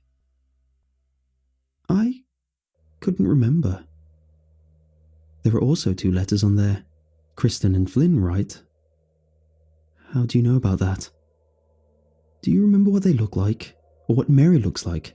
Do you remember your childhood home? I tried to think of my mom. Blonde hair, brown eyes. She was about 50. For some reason, I didn't remember anymore. What did she look like when I was younger? Why did my memory feel frozen? It was as if I was thinking of a photo, not a real person. Keep thinking. The image shifted. It was a woman with short hair, a kind smile. Her hair was black when I was little. Now it had turned grey. Her name came to my mind. Margaret. Who was this woman? Do you know who Margaret is? I believe that is your mother. Who is Mary? That must be the mother of John. I am John. Are you sure about that? More memories came up. Kiwi, my dad, my friends, the lake. Everything was wrong. They were simple images. They morphed into something else. College, a woman, blood, a girl. She had a tattoo on her arm, a hospital. I started remembering more. I joined an experiment once, at college. I didn't remember much, except that the research was corrupt and evil. After I left that experiment, terrible things happened to me, to everyone around me. I decided to leave and travel around Europe for a while, but wherever I went, things went bad for me. They must have found me.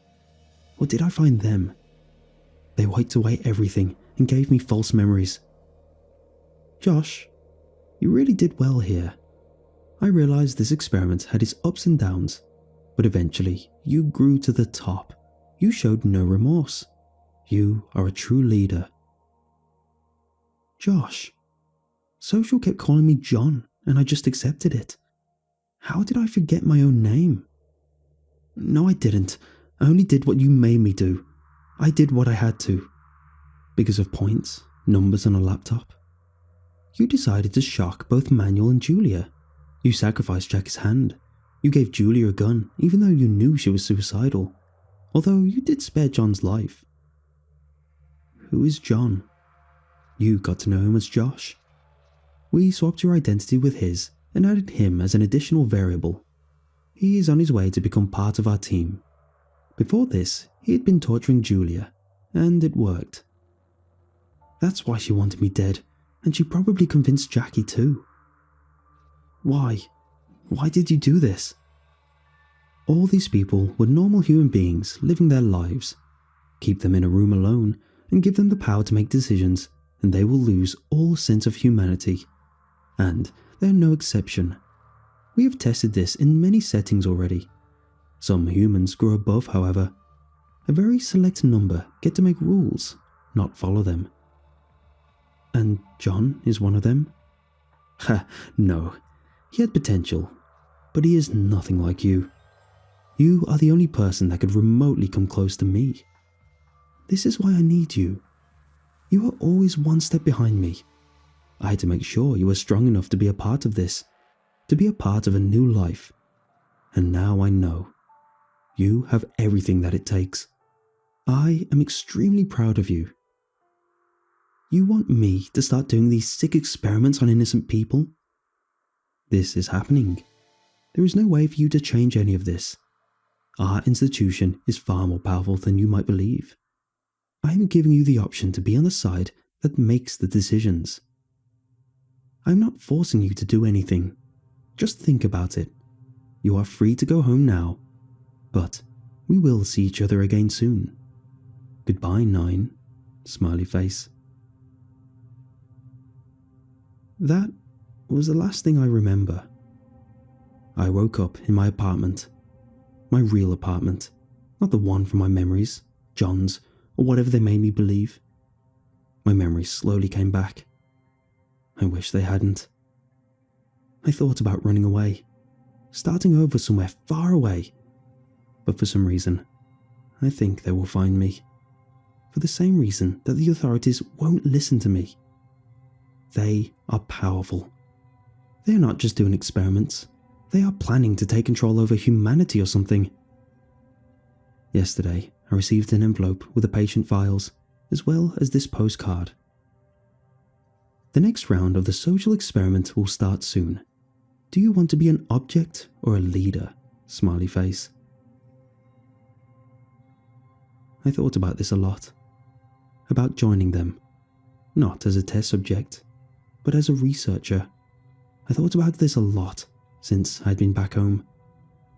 I don't know what will happen next, but this study did teach me a lot about human nature and my own mind. How arbitrary freedom and choice were. I followed them. Blindly followed some authority for made-up points and false promises. I know I have to get back there. Not to become part of the research team, but to save the ones I have left behind. I will not accept being this terrible person. I can do better with the knowledge I have gained. The envelope has no return address. So for now, all I can do is wait.